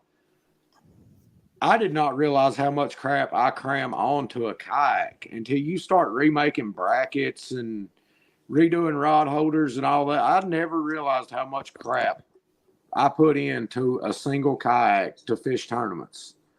I mean, it is unreal. I would say we're at our time limit, but we're not. Roger and Creo are not having their show on tonight, so we can actually go over. So we've got plenty of time to go over. All right, let's keep going. I was going to say, let's keep going. We ain't got to shut off, so we're good. You know what's really funny? We'll talk about the tournament here. I'm going to go over into the sponsors, but you know what's really funny? It just dawned on me. The title of your live is "How to Be Successful at Fishing Online Events." Yep. We still haven't touched that yet. No, we haven't. No. So like maybe we've had anywhere from 30 to 40 something people in here. I do appreciate. I know I haven't got in to say hello to everybody that's in here. I do appreciate you all coming in here. Make sure you hit that thumbs up. If you're not hooked up with Kayak Mike or Ryan Bortz, make sure y'all do that. I know I've got some moderators in there that can drop their links. Do that for me, please. And let's just keep on going. And I'm going to shamelessly plug something really quick. If you're local to where I live, this is a little private group I made, Fishing with Kayak Mike. I have to invite you. It's I know a lot of people make like pages for like their fan pages and stuff. This is slightly different. If you're semi-local or if you ever want to go fishing with me, just let me know. I will invite you to this group. I'll be coming up there. Me and Ryan's already talked. I'll be coming up there shortly here soon. Oh, well, that's different. 2 hours from me. Yeah. Yeah. I'm actually just 2 hours south of you all. Oh, nice. Yeah. I'm on Lake Cumberland. That's a little different because that'll be planned. We need all 4 of us hook up. Me, you, Ryan, and Ronnie, and just all 4 of us go out. That'd be. We should all just go down there and dominate Cody's series. There you go. If he's still in here. Yeah, if you ever want to fish with me, let me know. I'll get you invited to this group. What I do is, long story short, 2 years ago, a lot of people asked to go fishing. On my way to go to them to go fishing, they would cancel. It happened 7 times in a year, and I was fed up with it. And I was like, you know what? I just post when and where I'm going fishing in here. And if you want to come, cool. If you don't want to come, no sweat, no skin off no one's back because I just post when and where I'm going fishing. If you show up, awesome. If you don't show up, I don't care. So if you ever want to fish with me, that's how I do that. Because, even the lower level YouTubers, we get asked to fish with a lot. But unfortunately, there's a lot of like, let's do this. And then you finally make the plans and it just always seems to be a random excuse the morning of. So if you ever want to fish with me, that's how we can get linked up and go fishing together. Which, It's not a I've already got you on Messenger anyway. So yeah, but that's a little different. Not a guide service. I am not responsible for you. Let me make that. I am not responsible for you. And you if do I'm not have your captain's license. Yeah, it's not a guide service. And also, if I'm doing something and I'm catching fish and you refuse to change to that strategy, that's not on me either. Actually, that's something I'm working on. Since y'all brought that up, I'm actually working on getting the guide's license and stuff, and the insurance, so I can do guided kayak trips and possibly big boat trips as well. Now, I'm here's the not thing with taking that one. anybody. Are you going to have to supply your own kayaks, or are you going to be able to have like a little bit of No, I have maybe a 2 or 3 garage. kayaks? I have a garage full of kayaks. Okay. one of them mine. My kayaks. I have Mine. Ronnie's kayaks. Yeah, there's no shortage of kayaks and fishing equipment in my shop. Hey, I could bring up my boat. My boat's small enough; it'd fit just right in with yours. But that is something I'm working on. So if that's something you're interested in doing, give me a holler. I'll let you know when I think it'll all be done. We'll work it out. I don't have any idea on pricing or anything like that yet.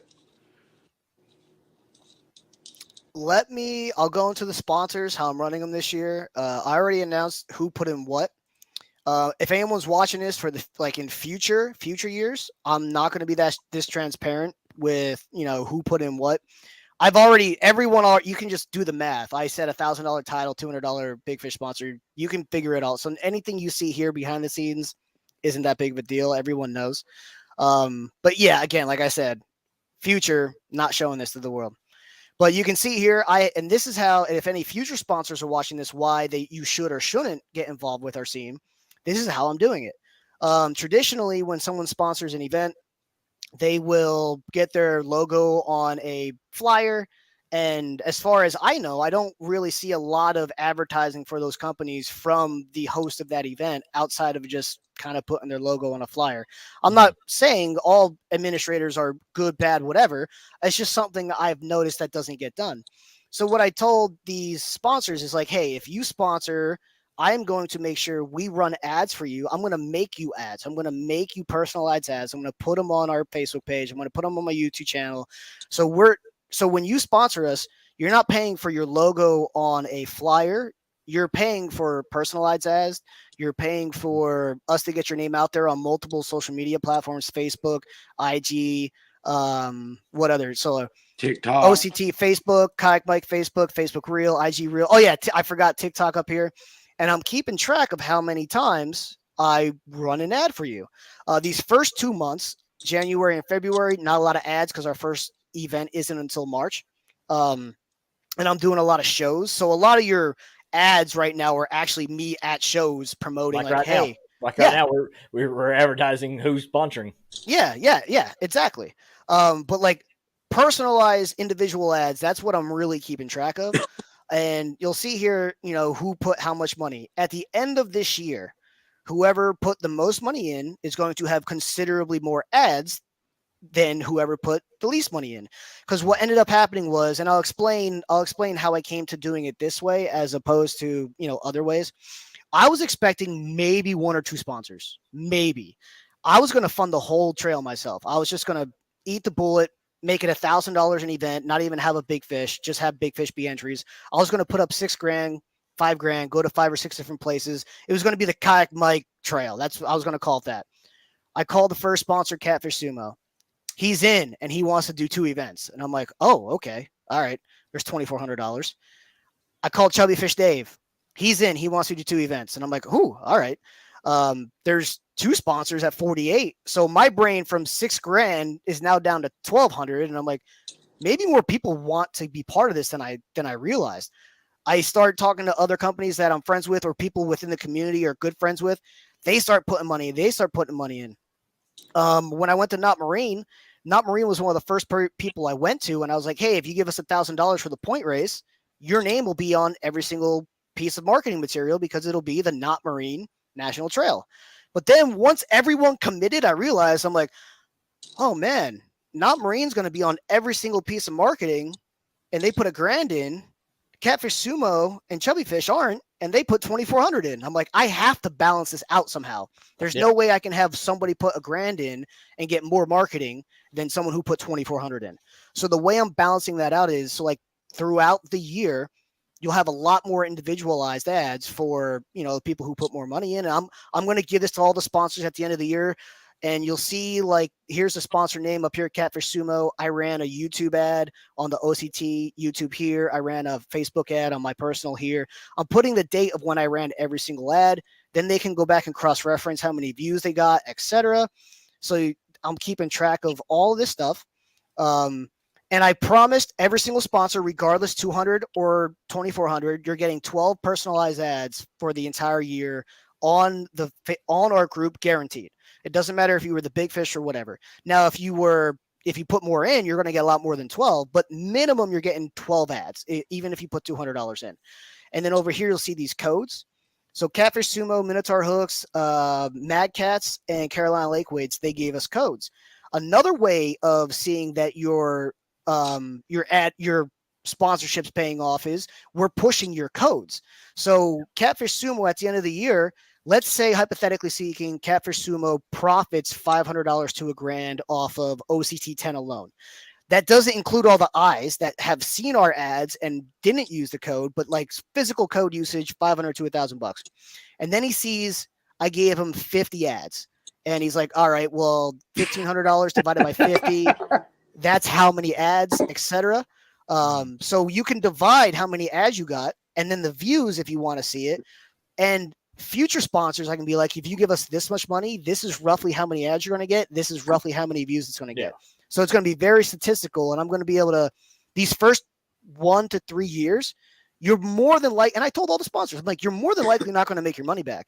But this business, like this niche, like catfishing, no offense to a lot of the companies, no one's willing to spend money to make money. No one's willing to invest in something new. Oh, yeah. Everyone wants an immediate return, and that's not how business works. That's just not how business works. I know that. I know that. I've owned my own business for the last almost 6 years, and yeah, you got to be willing to spend money to make money. Now, so like these first few years, you may not come out as a physical profit, but what you're going to get as far as ads being ran is going to be it's going to be so cheap, and you're going to get literally because we might not be that big as far as entries, because a lot of like some other sponsors that were interested. First question, how many people enter your events? And I'm like, it doesn't matter, because I guarantee you we'll get 10,000 plus eyes on every single. I guarantee you we'll get 10,000 plus eyes on every single event. What's more important, the people who enter, or how many people see it? How many people are involved in the advertising? If you're sponsoring, if I sponsored an event, I want to know how many people are going to see my logo. I don't care. You can have 2 people sign up for your event. If I sponsor it, I don't care. But if 10,000 people went to that event to look and my name's on it, I just got 10,000 eyes. I don't care about those 2 anglers. I care about those 10,000 eyes as a business owner. And as an administrator, you're doing a lot of different things. But as a business owner, I want to see the eyes on it. And we traded services, Chubby Fish Outdoors. Me and Ryan are working every single one of his shows. That's part of our sponsorship plan. So our manual labor is that, not marine. I am at their booth at CatCon. Part of our sponsorship plan is on top of the ads, I'm manual labor for you for 3 days. Chubby Fish has it the best. He has me and Ryan for like 10 days. 10 days of manual labor for $2,400 is nothing. So he's, and he gets a profit for everything he sells at these shows. So I work with these companies. I'm like, look, it's going to be worth your money, 100% guaranteed. Yeah. But one, I don't want your gear, because anglers don't want your gear as a giveaway. And you have to come in at the minimum of $200. You have to at least be a big fish sponsor to become, and it has to be cash. It cannot be gear. Now, if you get in at 200 and then decide to give a gear away on top of that, like Matt Cat's great example. I talked to Matt. He's like, I'll do $500 for the Carolina event, and I'll give you gear. I'm like, perfect. That's perfect, because you're making an investment to the anglers and you're also giving your gear away, which is great. And I kind of misspoke earlier when I said anglers don't want your gear. What I mean is, for instance, if a kayak company wanted to get in, Ryan be working, Mike will be, Ryan working, I'm talking. So let's say a kayak company wanted to get in and they're like, I want you to, give one of our kayaks away as a prize. Well, that's great, but everyone who's in the event already has what they use. Like that, you're just creating more work for the angler, because now the angler's going to want to sell it. They're not going to want it because they already have what they want. You know what I mean? And I also, if any company even suggested something along the lines of like, if your anglers use my gear, we'll give them a gift card to us. Anything like that, get out of here. It's insulting. I don't want to force my anglers to make an investment in a company just to maybe win a coupon from them. Like, for instance, and I might get a little blowback for this, but I was sent a screenshot of a sponsorship that I saw, and it's not even a sponsorship. I don't know what to call it, but it's not a sponsorship. If you use their gear, which that's an investment. So if you use their rods, that's 240 rods. You have to have at minimum 2 rods, $240 on the rods. So if you use their rods, you prove that you caught the fish on that rod in the event. All right. So now you have to have a camera, a phone, GoPro, etc., a few $100s there. And you win the event. You win $100 coupon to them. So that doesn't include gas and travel. That doesn't include pre-fishing time. So you have to make a $500 to $700 investment to win $20 to $50 of their overhead. If you win, you have to win the event on top of that. That is such a slap in the face. And it could have changed. It could have changed. Don't get me wrong. But someone sent me that screenshot of what that was. And I'm like, this is bad. This is not a sponsorship. This is just bad. Like, how are you going to, if I was the owner of that company and my marketing team was like, look what we did, I'd be like, no, get rid of that right now. That makes us look so selfish. It's not even funny. Yeah. So if they want to do something on the side if they knew the angler already and said, hey, if you win the tournament or whatever, then we'll give you this if you win it. But not come to the one that's actually hosting the event doing it. Yeah. That's hold on. My personal sponsors work. You know what I mean? Yeah. Like, if I win money, then they give me certain percentages of it. You know, and that's cool because that means if I do my job and I win the tournaments, then they get more publicity. Then I get more money for that. You know, and that makes more sense to me. But And business is business. Business gets done as business gets done. That sets a precedent. And if other companies see that precedent, they might expect that. So it's like, I'm hoping when people see this, like, I don't want to be the bar, but hopefully this becomes the new bar. Is like, okay, you invest in the scene, you invest in the anglers, and then you can start doing more stuff like that. But like, to force an angler to make a $500 to $700 investment to maybe win $20 to $50 of your overhead is such a slap in the face. And if anyone can't read between the lines and see that, it's infuriating. So let's just say what's a big one? Rods. All right. So I don't care what rods they try to get me to use. I'm going to use what I'm using now because it works for me. Yeah. I don't care if they put a $500 incentive on it. If you use my rod and win this tournament, we'll give you $500. I'm still not switching rods. Yeah. My bumping rods are Mad Cats because I love the Mad Cats bumping rods. You used them. You know how they feel. You know how they work. I use the Muddy River Blue Cat rods because I use them and know they work. I mean, Michael attests, my setups have a very good hookup ratio. And it's not the rod by itself. It's not my hook by itself. It's not my line by itself. It's the combination that I've came up with that works together. So if I change that rod, then I now probably going to have to find a new hook. Then I'm going to have to change line. I mean, it's just one runs right into the next. Yeah. And that's actually a good segue into the actual show title, I guess. And that's what does it take to be a good online tournament angler? Yeah. And what you'll get out of it, what you're willing to put into it. I'll put it that way. Yeah. I've seen some guys who are really good anglers sign up for these tournaments and flop because they want to go out 2 days in a month-long tournament. You might get by with that on the James River. You know what I mean? You're not going to get by with that in the Ohio River or Taylorsville Lake. I don't care who you are. Yeah. I mean, it's going to take putting a lot of time, a lot of effort, and learning what works, like we was talking about as far as gear. I mean, I used ugly stick rods forever. I had bad hookup ratios, and come to find out, the flimsy rods was part of my issue. You know, I mean, that leads us into basically, I mean, like we said, we hadn't even talked about the actual title of our show Mhm. is how to be successful. So what does it take to be a successful online tournament fisherman? Number So- one, you need to take profits and throw it right out the window because you're not going to make any money. Yeah. Oh, you can't say that, dude.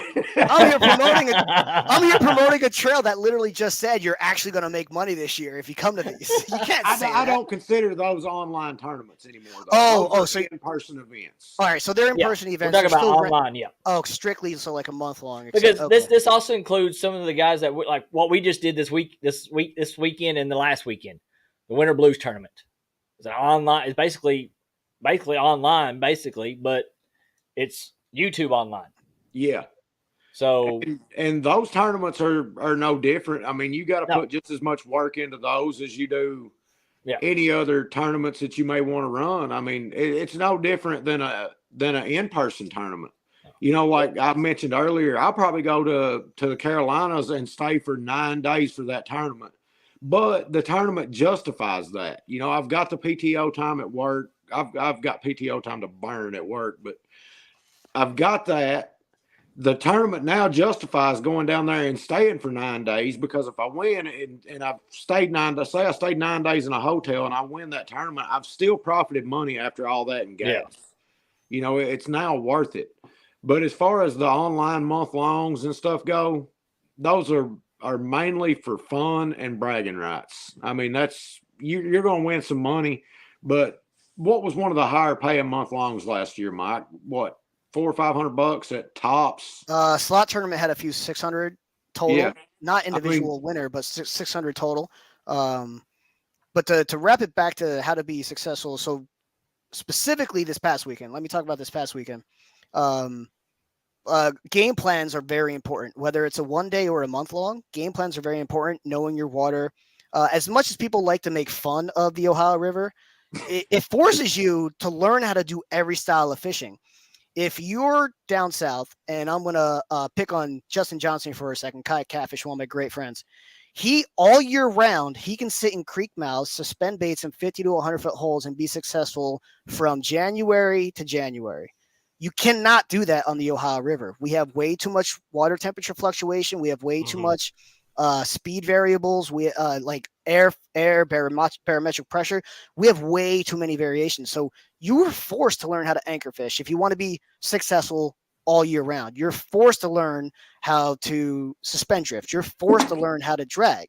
If you don't have every tool in your tool belt, you're more than likely not going to be a successful angler on the Ohio River. Just a great example.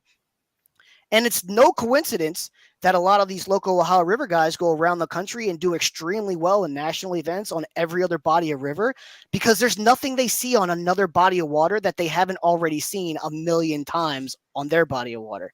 But I brought this up. I used this exact spot as an example on a live we just used. I scared everyone because I said we're going to do study sessions of the bodies of water that we're fishing on. Everyone thought I meant we're going to go inch by inch and burn every single spot. No, I was just telling you general speed of the water, general fishing everything was generalized. If that live butt hurt you, I'm sorry.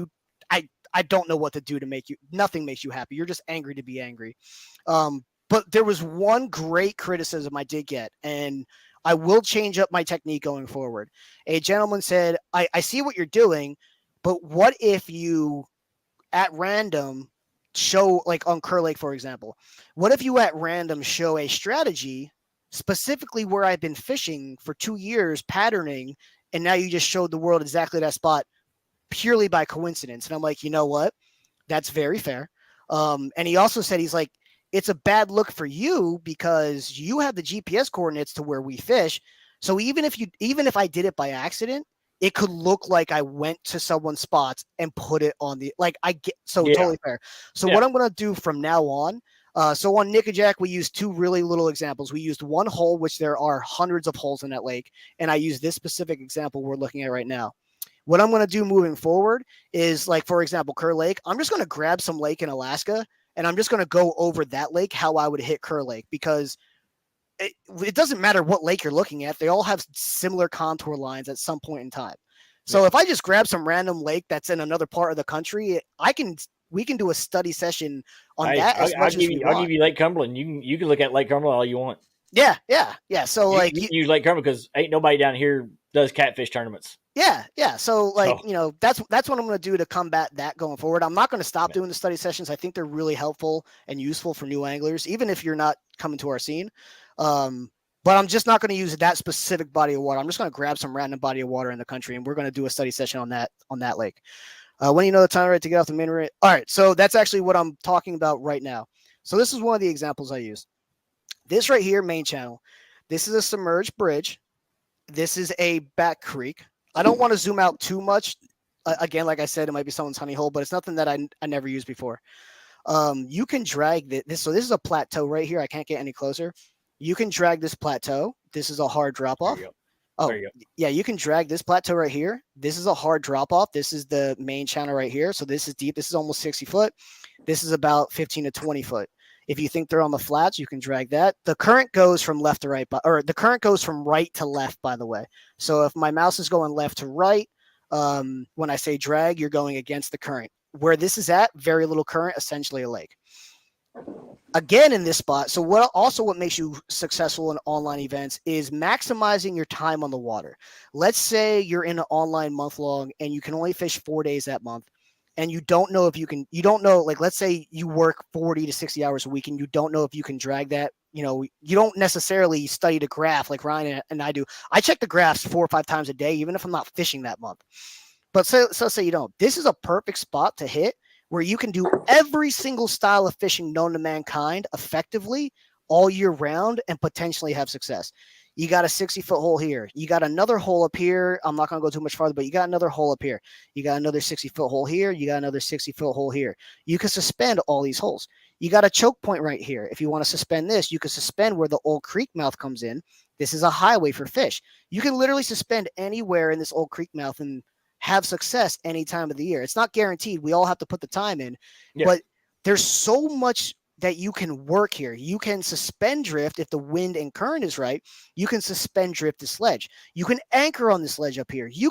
There are a million things you can do just in this spot alone. Maximizing your time on the water in online events it's so crucial because if, like I said, about that, how on these spots, how long would you spend time on these spots?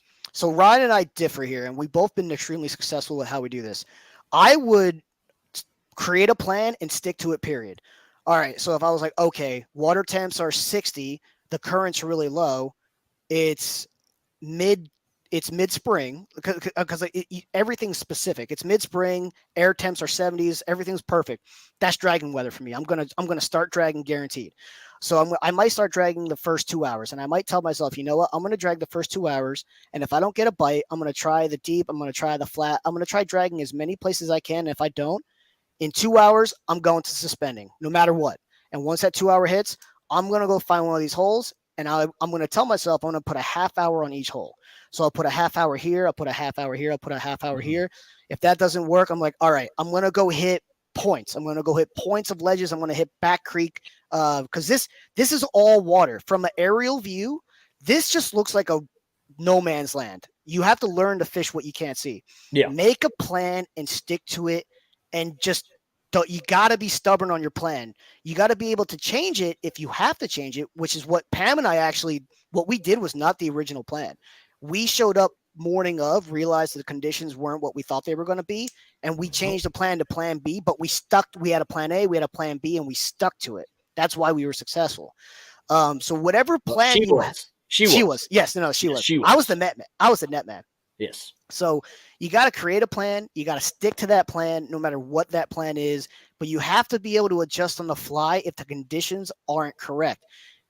And that's where the studying comes in for hundreds of hours. I know for a fact, 65-degree water, 70-degree air temps, spring, dragging, I'm immediately movement fishing. But you also have to know 35-degree water, 2.5 mile an hour current, main channels warmer than the back creeks, holes. I'm fishing main channel holes.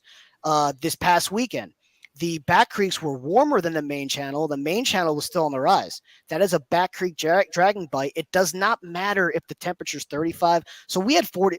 So when we first were catching fish, we caught like, I think we caught as many fish as the whole stream caught combined that day, and we Yes. were dragging. And every time we caught one, people were like, "They're dragging.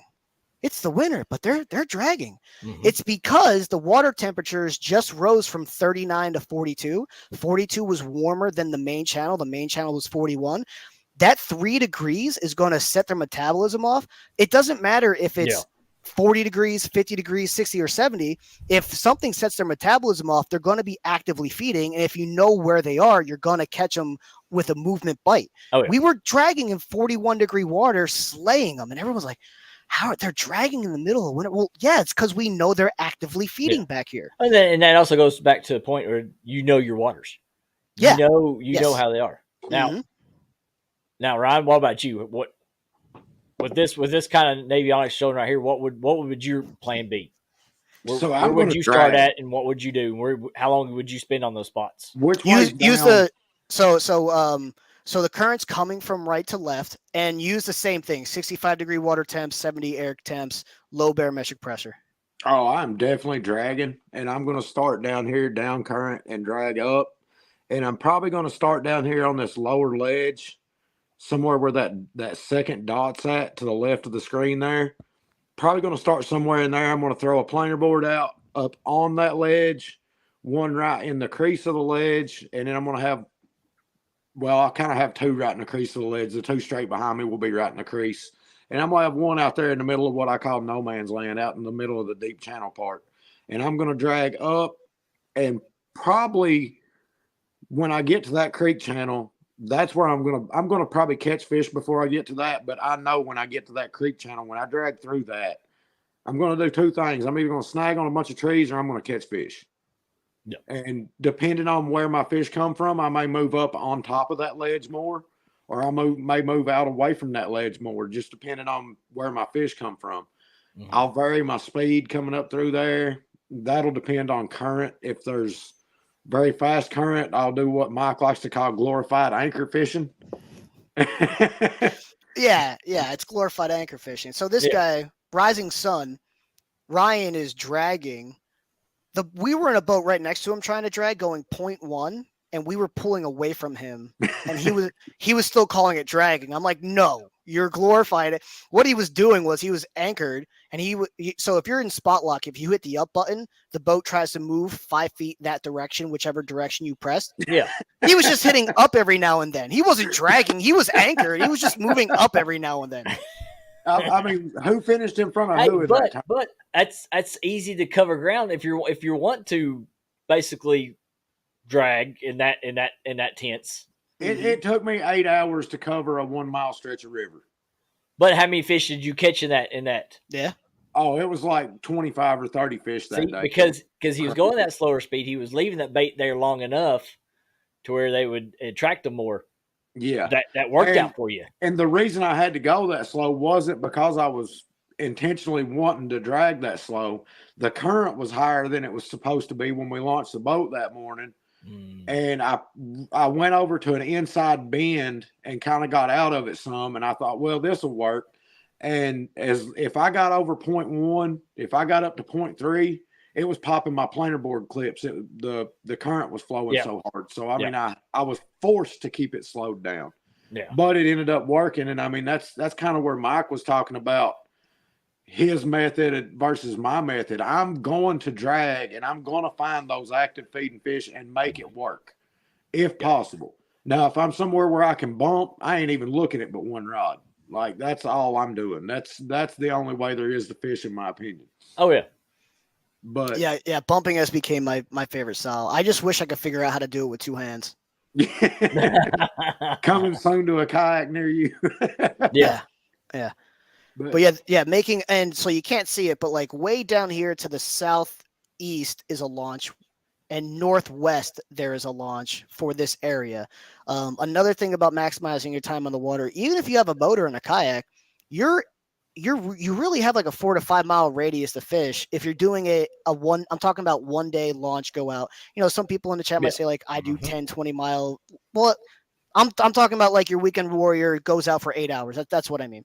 You really only have so much time and space you can fish, because even a really fast torpedo is going 6.5, 7 miles an hour. A normal trolling motor is going 3 to 4 miles an hour with no current. And now add current on top of that, you could be going 1.5 to 2.5 miles an hour. A blessing and a curse about fishing out of a kayak is it forces you to fish a stretch of river or lake, and it forces you to learn how to catch fish there, period. You don't have the luxury of spot hopping and going 10 miles up or downstream. Fish are going to be there. The fish are always going to be there. It's a matter of, can you get them to bite? So even if you can work this for 8 hours straight and not even get a nibble. There's fish there. You're just not doing the right presentation to get them to bite at that point in time. And that's where dragging, you speed your speed up, you slow your speed down. You trigger those fish to bite by your speed, by your size of your baits, by the distance of your bait up off the bottom. So if you've got your peg float or your chubby knocker or whatever kind of float you're using to get your bait up off the bottom, you change that leader line length to match where the fish are. You want it to be just above their head. When you change that dragging speed, you may change styles of dragging weights. That's another big one that we've kind of learned over the years. One style dragging weight will stand up and not catch in the mud, where the other style is going to catch in the mud and dig in. Well, that pause in that bait can cause that fish to strike. That pause and jerk. It's no different than a bass. If that fish swims bite, and it may not. Let him speak, Ryan. Yeah. Well, you're talking about the dragon weights, because you got something like with Carolina lake weights with ours. Yeah. I mean, it moves. But then I saw somebody put out one that's really stiff. It has no wiggle. So when it comes to being successful on fishing, which one, or is it don't matter really? Because, I mean, one's going to work better than the other one, vice versa, depending on their situation, right? I prefer the Carolina lake weights. Oh, yeah. But I'm also dragging in a lake most of the time with muddy bottoms. I'm dragging through stumps and sticks and stuff like that. So the slinky type dragging weights are what I gravitate toward anyway. Gotcha. Some of your other guys like the stick dragging weights. What's the ones Dave sells? I can't even remember the name on them now, Mike. Structure snakes, I think they're called. They're stiffer, and a lot of guys like those better. I mean, it's a personal preference. I mean, it really is. I use whatever it. So there's a lot of factors that are involved. So lakes and stuff where I'm using a mud bottom, I'm using a slinky weight of some sort, like Carolina lake weights. Bait selection is huge. We'll go over that in a second. But like if I'm out in the river, the Ohio River, even if you're in a mud flat, there's no guarantee you're not going to hit a log or a random rock or a random mussel bed. So in the river, I never use slinky weights. I'm always using the stiffer dragging weights because they come off the bottom a little more. And they go over that structure a little easier and don't get hung in that structure as easily. So I'll use a structure snake. I'll use a dirty south dragon weight in the Ohio River sometimes. Shout out to Tyra. Sorry I haven't made a video yet, but I've literally fished 3 times since you sent me your weights. I feel terrible. She sent me some weights last year. No joke. She sent me some weights last year in I want to say September, October. I, no joke, have fished 2 or 3 times since that in my kayak. It's been kind of sad, but it is what it is. But here's the thing, those stiffer ones, I would never use in a lake, and I would never use them if I was trying to fish the bottom of any reservoir because they stand up. This weekend, so we knew the fish were going to be low. Fish in the wintertime, colder water temps typically are low because that's the most consistent part of the river. Even though they were actively feeding, we were guessing they were going to be more than likely low. Our baits were literally dragging the bottom. They were on the bottom dragging. We had peg floats, but our leader lines were like that long from the dragging weight. We were essentially dragging the bottom.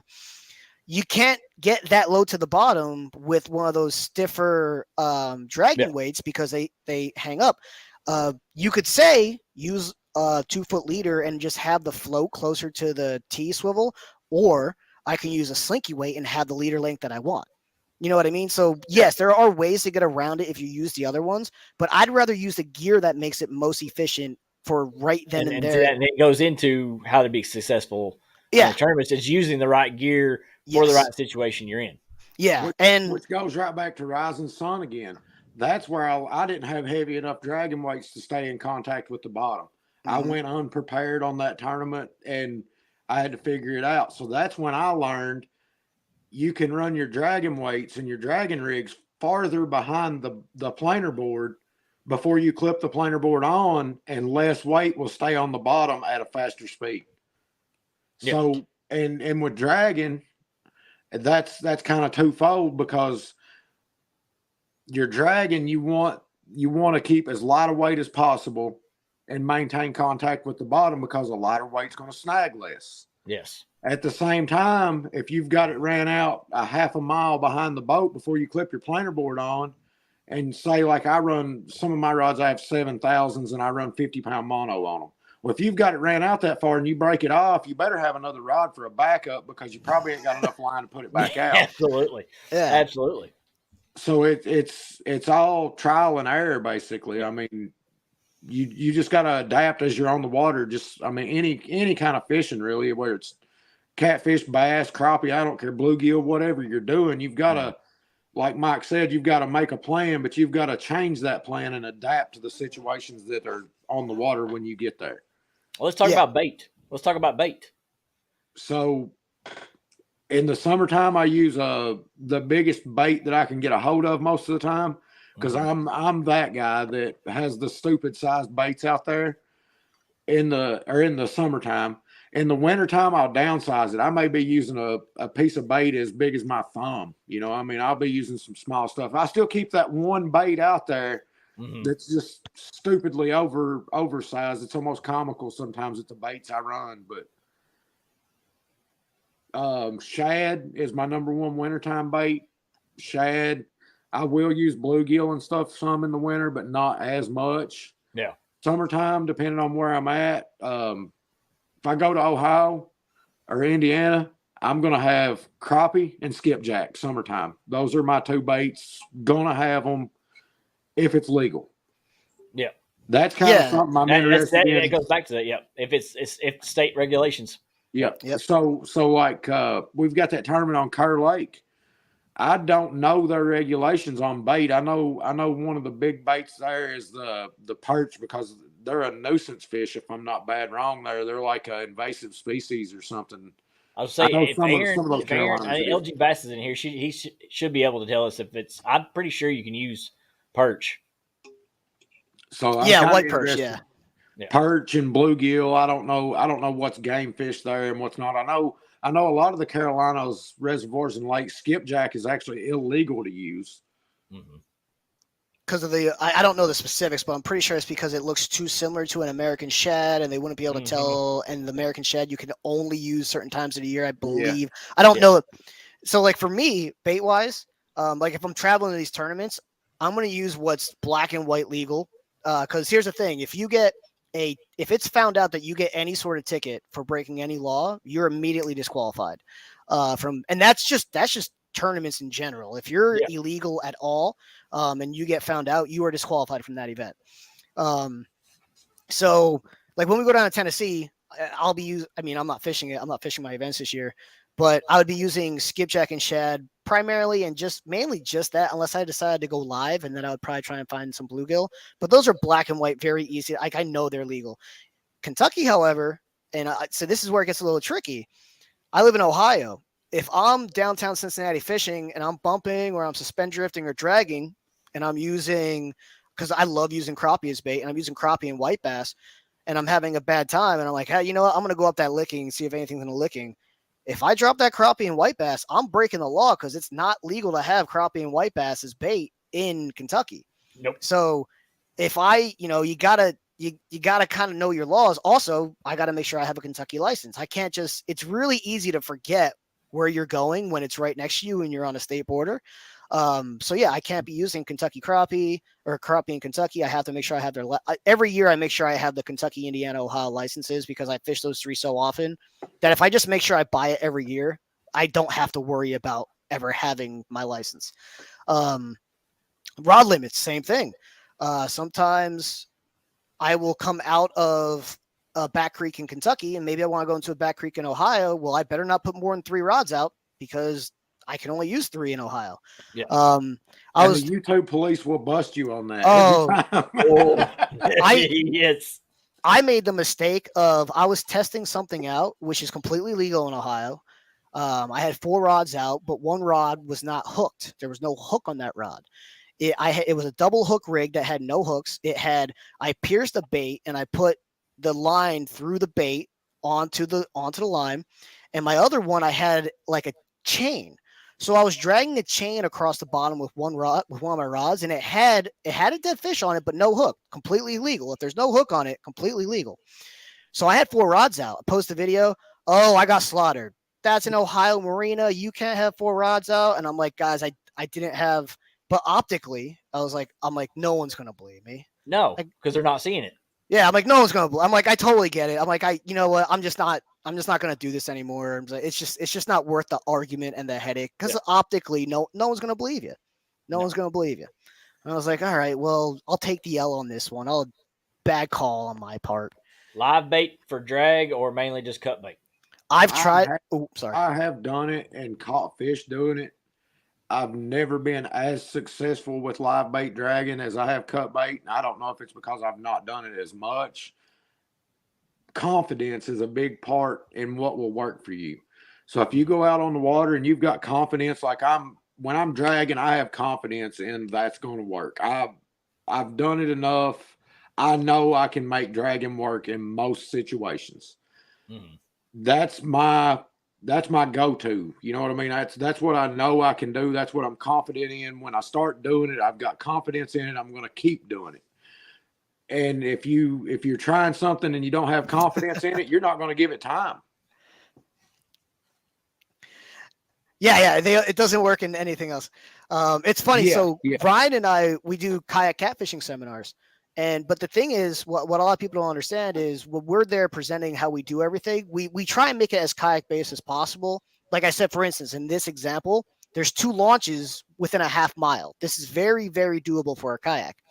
But when we're showing people like the techniques and stuff we use, if you ever see the word kayak before a brand of something, it's a complete fugazi and it's just advertising. The only thing that I have ever noticed that smaller is better in a kayak is planer boards. Because that rod, believe it or not, in a kayak, trying to store planer boards with that rod is extremely inconvenient. You can't find anywhere to put them. Like, it's so inconvenient. Just that little rod sticking up is so inconvenient. But no, sometimes people they'll say kayak, a kayak fishing rod because it's shorter. Well, here's the thing. If you're in a 12-foot long kayak, and you have a 50-pound fish on, and that fish decides he wants to be on the other side of the kayak, he's going to the other side of the kayak. So you have 2 choices if you have a little itty-bitty rod. You can either hold that fish there and fight the fish, the current, and everything, or you can try and bring it around the front or back of your kayak. That 5'5" rod ain't going around the front of your kayak. So like 99% of us don't use insert kayak anything. We all use normal size rods, 7 foot, 7'6". We all use normal size baits. There's nothing we can do that anyone can't. Now, with that said, there are times and places a shorter rod for everyone is more viable.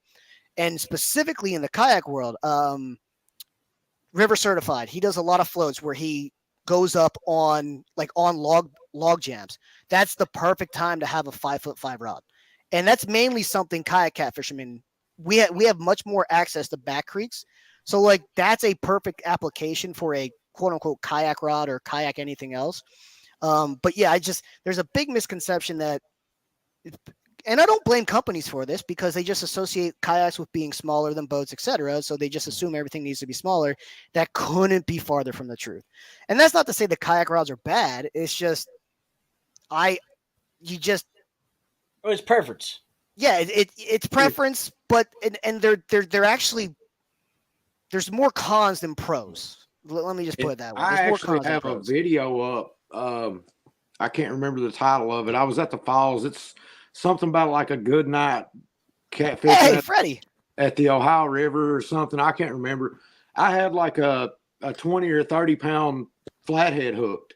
I was bumping on this side of the kayak, and the fish made a run to the opposite side of the kayak, which I had a couple of rods out as well.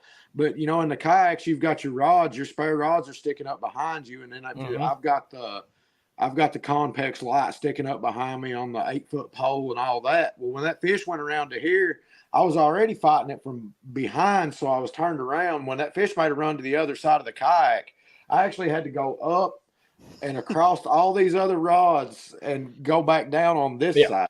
If I'd have had a short rod, I'd have never made that move. And I think I pulled part of that video and sent it to Mike and some other guys in a group chat and was like, check out the angling skills, because I had to go around and crisscross over 2 or 3 different things, and it was just a mess for just a second. Bait, Freddie, I saw he said gizzard shad and chicken. To that point, I never not have some form of grocery store bait on me as backup ever. Never. Because here's the thing. Sometimes people see YouTube guys and they have no idea how often we fish. They just see us putting videos out and they immediately say, oh, it's nice to be able to fish all the time. Well, no, I fish once a week if I'm lucky. Like, if I'm lucky, I fish once a week. So if you see me put a video out every week, I caught a fish that week. If you see me put a video out once every 2 weeks, I caught a fish. I didn't catch a fish, in that week in between. Yeah. But like Ryan will no joke go out for 3 to 8 hours and try and catch bait. And if he doesn't catch bait, he will go home. I will not do that. I will go out, and if I cannot catch bait in the first half hour, I will use that grocery store bait. And I'm not opposed, and this is something that kind of differs our scene from other scenes. This is something that kind of differs our scenes from other scenes. We are as pro CPR can get. We actually have anti-pay lake rules, and if I find out you actively support pay lake fishing, you're permanently banned from our scene. We're one of the only scenes that has that rules. I wish more tournaments would say, hey, if we find out you pay lake fish, you are no longer welcome back. I wish we would publicly denounce that more than we do as an industry, but we don't, unfortunately. Where I was going with this. Oh my God, I just had a brain fart. I mean, a lot of our YouTube tournaments, that's one thing in the rules is no pay lakes at all. Yeah, none at all. No, we actually have a rule. No private ponds or anything like that. It all has to be public waters. Our rule actually states if you actively fish pay lakes, not just at that time. Yeah. If we're watching your Facebook page and you go to the pay lake this week and you're trying to fish our tournaments next week, you're going to get warned. You're done. I've never officially banished anyone from fishing the pay lakes, but there have been people who sent me pictures of anglers like, hey, he just competed in your online event. And people like kind of jam me like, you're so anti-pay lake, ban him. What I do is I message the person and I'll say, hey, look, we can see you're fishing at this pay lake. Just so you know, if you continue to fish there, you're no longer welcome in our events. They normally take offense to that and never come back anyway. Yeah. So, I have no problem because I'm just going to be honest. My first 7 times I ever went trophy catfishing, the first 7 times was at a pay lake. And because I didn't know any better. That's how I was introduced to the sport. And then you start learning how the fish come in and you're like, oh my God, like how is this legal in 2022? Like or 2019 when I started, how is this legal? Like, and then I'm like, I can't do this. I can't. And then I started river fishing, got into kayak catfishing, all that fun stuff. But yeah, we don't mind, if you do it and we explain why it's so bad. Awesome. Well, I know some people like taking their kids. There he is. I mean, I grew up that way. I mean, honest, that's the way I grew up. My parents used to take me to pay lakes. Oh, yeah, but I don't do it anymore. I've not done it since I was a kid. Where you're at is Pay Lake Central too, because from you to Corbin is just Pay Lake after Pay Lake Pay Lake. Ryan, we used to have one down here in Somerset. Yeah, we had one of the biggest ones down here in Pulaski County. I mean, huge. Any day you could go down there and pull out a 60-pound blue. Oh, that hurts. Any day, and you can catch it on anything. I caught it. It's probably about 30 or 40. I caught it on a freaking bass jig. Yes. I mean, that's how sad it was. And now that I look back now and I'm like, that was sad. It really is. It's sad that you're catching it in a water that on something not normal to it at all. Mm-hmm. But you're educated to it, and you don't actively support it. See, that's our argument. That's our argument. I hate it around here. Yeah. Now, so, and that's our argument. We have one now that opened up in Wayne County, but it's a farm. It's a farm raised. Farm raised one. I've told them I'm all for you all. I love you all. Yep. Yeah, farm raised. So So But how I long won't go before there. they But I'm start not going to go seeing? there. But still, I'm all for them. Mhm. So generally, what I've seen with that is they'll start that out as a farm raised place, and then they realize, well, these guys are buying these big giant fish, and they're getting all these other people in. Yeah. And they're like, well, we'll just do this too, and they don't even realize they've gravitated Yeah. toward killing an entire river system. Oh, You know, they don't pay attention to that, and Mhm. that's a lot of it is ignorance. I mean, it's I'm lack of guilty. education. I'm Yep. guilty. I am guilty. Unfortunately, I'm guilty. But Oh, yeah. yeah. Well, I like this right here. Danny said it just right. People who fish pay lakes are just responsible for the problem as people who run them. The There 100. you go. Yeah. What? Because you're basically paying the person to go out and catch the big fish to bring it back in. That's basically what Especially you're doing. The more you pay for to go fish there, the more fish they're going to bring to you. The less you pay for it, they're not going to be bringing fish anymore because ain't nobody paying for it. especially if you're educated on how they obtain them. You know what I mean? Like, you know, it's not ignorance of the law in this situation. If you don't know how, for instance, like I said, I was introduced there. I didn't realize it was bad until like the 6th or 7th time I went, and I'm like, oh my god, this is terrible. Yeah. Like I went and hit. You're seeing that fish sitting on the side of the bank dead. Yeah. Or floating after 20 minutes after putting him back in the water. Like, okay, why does that happen after seven times ago, and why is he dead floating? It's crazy. And it's just straight up animal abuse that I couldn't understand or figure out. They actually have guys who are guides at pay lakes now. Yes. I heard that. I heard that. No, I found that guy's actual page. I've sent it to Mike, and I'm like, these people are for real paying this guy to take them to a pay lake and show them how to catch fish in a mud hole. I'm like, this is for real. The thing that killed me the most was a few years back, or it might have been last year, I don't remember. A pay lake held a kayak catfishing tournament. And I was like, all right, so your lakes are 4 to 5 foot deep across the whole thing, and you're having kayaks come. Like, how it hurt to see that. It hurt to the other. Like, yeah, that was kind of comical. I mean, how do you fish it when you have probably 200 people on a kayak out there? Well, yeah, that was my thing. You can only have. That's actually what brought it up. There was one of the guys came in. It was when we were just running our regional tournaments in the Kayaks and Cats group, and one of the guys actually was trying to come and fish one of our tournaments. And he's like, well, I'll come fish with you guys if you come fish with us. That's how that whole thing got brought about in our attention. Oh, my gosh. And we're like, what are you talking about? Oh, man. Yeah, I'm very outspoken on the pay lake thing. That's rough. With that, so you know what? You can have us on. I mean, I'm all down for talking more kayak catfishing. That topic, though, if you want, I would suggest having us on at another point in time. I have so many rabbit hole hours on that topic. It's not even funny. Let's get into stuff that you need to have to be successful. Because we've talked about the waters and what to do, where to spend time like that, and baits and stuff. Let's talk about what you need to bring with you, because we hadn't talked about the bumping boards. Step one would be a kayak, of course. Oh yeah, some kind. Yeah. I mean, if you're doing kayak or canoe, because I always forget in our rule books you're allowed to have a canoe technically. Yeah, but I mean, at least 2 rods of your choice. That's what I tell everybody to start with. Don't try to start like you'll see the majority of us running 4 rods at a time. If you're just starting out, go with 2, because you're going to end up with big knots and you're going to be mad. Let me cut you off real quick, Ryan. I'm so sorry. Are we talking? Do you want us to talk about how to get into the sport in general, or specifically? Because it's just dawning on me. We keep on leaving. Oh, just okay. Online.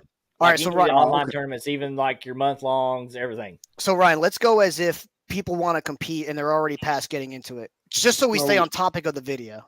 A bump board, a marker, and some index cards. That's basically all you have to, and a phone. I mean, you have to have a phone to submit your fish. That's basically it. Yep, smartphone, bumper board. The only board that's legal this year is Muskie Bumper. Let's take this off. Yeah, I will say if you've got a picture of it. So they are a sponsor of an event, and like I said, this is one of the deals I made with them. I was like, hey, if you sponsor one of the events, I'll make your board the only legal board. which is a win-win for us because it's the only board I really like seeing people use in our events. So the only legal board is Muskie Bumper, and the one complaint people had, so this is the one I suggest everyone getting, is the 60-inch Fat Boy. It's $100. It's not letting me zoom in, of course. It looks something like that. I can actually go to a picture on the tournament scene. It looks something like that. Orientation doesn't matter because when you submit a fish, the fish has to be on its right-hand side, left eye up. I don't care how you measure the fish, as long as it's right side down, left eye up, and its faces against the bump. The orientation literally doesn't mean anything. The one complaint sometimes is the Muskie Bumper is $100. That's a big investment. And my argument is, if you were going to go fish a boat tournament, you have to own a boat. That's like a few grand. And then you have to own a live well, and that's a few grand. And then you have to buy gas all year. That's a few grand. I don't think $100 investment for a measuring device for an event. I don't think that's a big investment. Honestly, I don't think it's a big investment at all. No. However, my only thing with the Muskie Bumper is it's so big and takes up so much room. But it does make judging and getting the pictures of the fish 10 times easier than what I was using. So here is you also have a DIY option. They sell their sticker. So you can actually make your own board, but you have to send it to me. I have to certify your board. You have to have a 90-degree right angle at the bump. It has to be measured correctly with multiple measuring tapes. So you can actually customize your own board for your specific fishing style, kayak, boat, etc. And it only costs you $20 plus whatever DIY materials that you might have laying around or you want to purchase. So when they came out with this, that's when I really nixed every other brand out of our scene, because I'm like, okay, we have the cheap option now. Like, no one has an excuse not to use a Muskie Bumper because we have the cheap option. And let me go really quick. Let me see if I can find one of Ryan's tournaments. And I can just show everyone exactly what I mean by how hard it is to judge some of these fish. So July. There's Palmetto. Palmetto say he's got 2 of them if anybody wants to buy them. That's funny. All right, so greatest thing. So here's a fish on the catch board. I absolutely hate judging these fish because one of our rules is I unequivocally have to be able to see that the fish's nose is bumped. I can't tell if this fish's nose is bumped. I know for a fact from experience, he's actually losing length because this nose is over top of the bump. But yeah, because you can see it just right above his nose right there, that little red spot. Yeah, so I know as an admin and from experience, I know for a fact that this is over the bump. However, the rules say it has to be clear that the fish's nose is bumped. It's not clear. Like, you cannot actually see that nose touching the bump. And then on top of that, you cannot see this board anywhere except for when you get to the length. I mean, so you don't know if there's a big, huge gap right there that there's no board underneath it, and he just pushed it out farther out. Yeah, right. Which we can see that fish is pretty big anyway because of the size of the kayak. Yeah, I know. Yeah, I know. And see, that's the thing. Like, you can use common sense, etc. But at the same time, it's like, why even open the can of worms for someone like, because somebody not in the scene can come into here and somebody not even part of the scene can look and see all those issues with this board and be like, oh, and on top of that, it's a white or a dark red board with white lettering. And it's just the blue and black one is almost impossible to judge. So I'm like, you know what? I'm done with these because I'll try and find a fish a similar size on a normal Muskie Bumper. Oh, thank God. I thought gave something away, didn't you? I thought I opened up oh my God. I would have been like, cut the stream. Let me edit this. So here's a fish. So flatheads are, all right, bad example because it's a flathead. Because a flathead, they have an underbite. You actually never really get to see a flathead, but you can clearly see the numbers essentially on both sides. Yeah, both sides up here. Let me see if he has a blue of similar size. I can pull my screen off if you need me to. You should be. Oh, nope. Dave McKinley, blue catfish. All right, Dave McKinley. Oh, Dave, you use a damn catch, of course. All right. Ronnie Beckley does not. I know Ronnie uses. Oh, I guess. He was using yours that day. Okay, you got to be kidding me. This is ridiculous. All right, whatever. I'm just going to go to one of my fish. It's really tiny, so it doesn't matter. So this is a really small fish. It's 30 inches, but even still, You get a 40-inch blue on this. His belly's only going to go out to about here. You can clearly see this inch line at minimum. You can at least see one side of the board the entire way, even on a really big blue catfish. It's essentially unequivocal that, the evidence is there. That's the bump board, etc. So this is why we're moving. Like, it's just such a better thing for what we do. Ironically, this is my old kayak. Kind of hurts the soul to see this. This is my old kayak. I sold this to this guy. So again, here's a blue cat. It's unequivocally 32, probably 32 and a quarter. What he submitted at? Let's see here. I would give this 32 and a quarter. Nope, he submitted at 32. So that's 32 inches. Boom, right there. It's very obvious to tell. Even a fish this small, it's not a small fish, but even a fish this small would completely cover up that other board from nose to finish. And also look at the bump. It's very black and white. That is a bumped fish. Like, it's not hard to tell it's a bump fish. And it's hard to take a 35 to 45-inch fish and balance it on a 3-inch wide board. Yeah, I don't know how he did it. They're going to be kicking, and they're going to be, they're moving constantly. I don't know how he did it. It's an art. I don't know how he did it. And real quick, I just want to emphasize, I do not think catch is a bad product. It is just bad for what we do. It's just not meant for what we do. Some people get so mad when I say, like, the boards are. I'm like, no, that's a different argument. It's a great product. It's just not good for what we do. Big difference. Big difference there. So he's actually got a really good question there, Mike, about the left eye showing. It's just consistency in the picture. So no two sides of a fish are the same. If we didn't enforce one side being up, and this is for blues and channels, all blues and channels have to be measured right side down, left side up, left eye visible. That's so you can't submit the same fish twice, because if orientation didn't matter, no two sides of any fish is the same. So you can submit a fish on its left side, flip it over, submit it on its right side, and, spread the tail, make it two completely different lengths. If everyone submits all their fish in the same orientation, the chances of them submitting the same fish twice to cheat, very slim. And we have the luxury of having really big fish. So in the bass world, it sucks. They have really small fish, and that wasn't insulting. What I mean is, when they're judging their fish, there's a realistic shot. They're judging 5 fish on one leaderboard between 17 and 20 inches. Yeah. The chances of us having 5 fish within a 3-inch range, slim to none. Like, it's just, you're going to catch a 25, you're going to catch a 30, you're going to catch a 35. You know what I mean? Like, it's slim to none that they're all going to be that close. And if you try and submit the same fish twice, I'm going to catch it. Like, it's not hard for us to catch the same fish being submitted twice. The only fish we don't have submitted on their side are flatheads, like that one flathead we just had up. I actually ask anglers to submit them on their belly. They're just not made to be on their side. They're just not made to be laying on their right-hand side, left hand up. It's just their body's just not made to do that. Isn't there I don't know, it may just be a myth, but wasn't it supposed to be said that the fish in its left eye fades out quicker than the right eye? In theory, I think that's a lie. I've done a lot of research on that. In theory, the majority of all species are right eye dominant and right-handed. So in theory, if a fish is dead, their left eye will go out first. So if someone's measuring a dead fish, their left eye will be the first tell. It'll be glazed over. Yep. Yeah, but here's the thing. Mark Bennett, great example, caught this monster 22, 23 pound channel cat, Cowan Lake, submitted it. And when you looked at it I was in person there when he caught it. When you looked at it online, that thing looked deader than a skunk. Like, it looked deader than the thing that Ryan hit the first time I met him with his truck. So, I was right there in person when he caught it. And I'm like, well, that fish was as lively could be. And I'm like, you know what?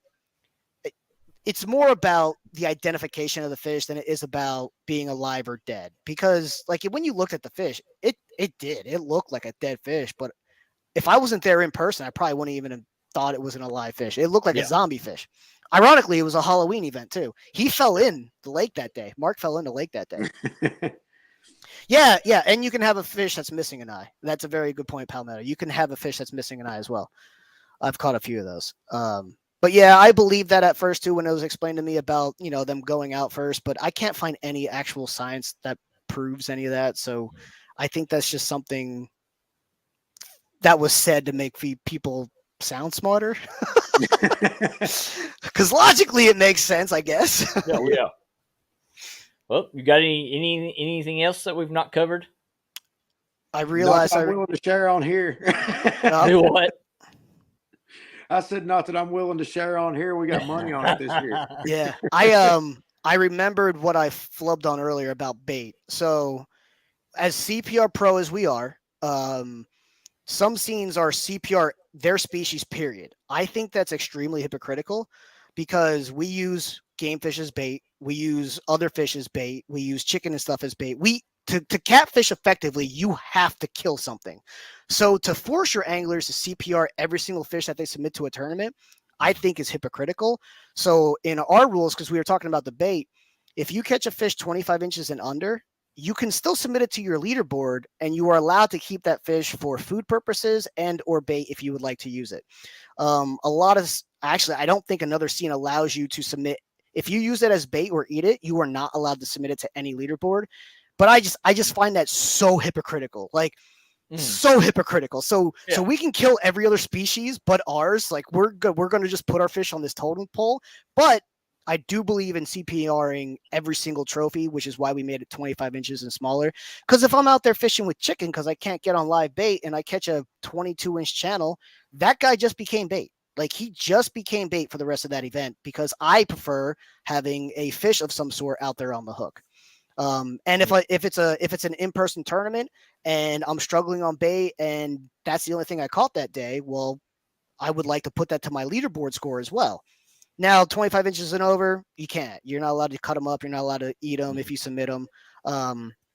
And that goes back to the whole angler trust thing. Sometimes people say, like, how do you know? Like, well, we don't. Technically, in a month-long tournament, you can submit a 30-inch fish, take it home and eat it. We're just asking that you don't. You have to have some level of trust in all your anglers to follow the rules. Oh, yeah. And I just wanted to mention that because I do get that. Believe it or not, that's one of the most popular questions I get from new anglers is, you're so hardcore on CPR, but I really enjoy eating the fish. I enjoy eating them too. It's one of my favorite fish to eat. When I started out fishing, it was only for me. I would fish once a month or once every other month, fill my freezer, and then I wouldn't fish again until the freezer was gone. You know what I mean? Like I wasn't going out banging the banks every other day. I filled my freezer one time, and then I didn't fish again until I needed more fish. Yeah. So that's one thing that's slightly unique about our scene as well, is you're allowed to keep fish under 25 inches. All right. Let's spend 2 hours and 12 minutes. Ron, any last minute successful tips for any online tournament, even if it's like y'all said, it's either the month long or in person, just kayaking or anything?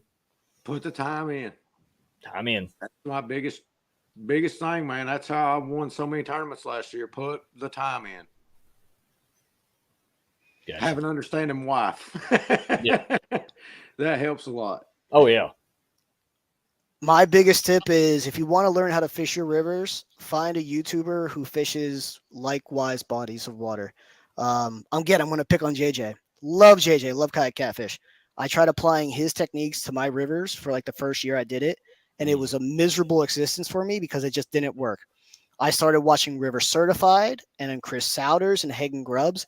Immediately got better without electronics, without any kind of motors, because they're fishing similar types of bodies of water.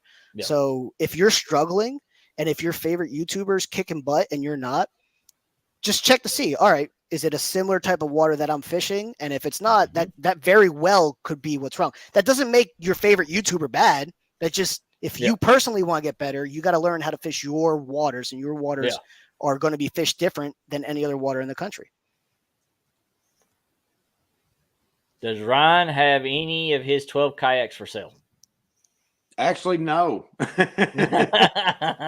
No.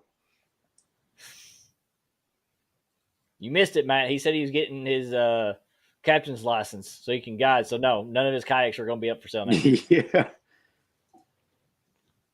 I can usually find some pretty decently priced, but and if anybody wants help setting a kayak up, hit me up on Messenger. I'll help you any way I can. Yeah. Yeah. Any questions too? You know what? I probably should have plugged this. Hold on 1 second. If you wouldn't mind, give me 1 second. Yeah. Tell me when you bring it up. I am ready. All right. you have any questions, always feel free to ask me in Messenger, Facebook Messenger. My strong suggestion is always online catfishing tournaments YouTube page. Go to the tournament system how-tos, and this playlist, although it's outdated, I make new ones every year. This will teach you how to register for a tournament, how to submit a fish to a tournament, essentially all the rules. Specific rules, I will have updated videos out eventually before the first event in March. But this is a great place to start. And then if you still have a question after this, then ask me in Messenger. I don't like, someone asking me a question and then me just flinging them off to a video. But at the same time, every time I've ever done that, it normally answers their question. So watch the playlist and then ask me the questions. Anytime, day or night, I keep my notifications on silent. And that's a big deal in the tournament world, because if someone has a questions at 3 a.m. and they're catfishing, I want you to ask me that question when it's fresh. I don't want you to wait until 10 a.m. the next day. It might not be the same question, or you might forget completely. And that's all I got. Thank you for having me. Yeah, thanks for having us, bud. No problem at all. I appreciate y'all. Thanks for hanging in there. I mean, a lot of good information on how to be successful on online tournaments. Which we can also take a lot of that stuff and put it toward boat or the bank or whatever, because like you said, there's month-long tournaments for us we can fish off the bank. I know my brother's been part of it. Chesapeake Bay Catfishing has been in some of the online tournaments. So, and he does bank. So I know it's a lot of good information for everybody. So, but appreciate everybody coming in here. Make sure you hit that thumbs up on the way out. And if you hadn't hooked up Kayak Mike or Ryan Bortz on YouTube, make sure y'all do that. Definitely. Y'all got anything going up for this week you need to announce or anything before we go? The Hoover Fishing Seminar, and then 2 weeks from that, the Columbus Fishing Expo. Yep. Mm-hmm. And then 2 weeks far from after that, CatCon. All right, everybody, appreciate you. We will see you on the next one.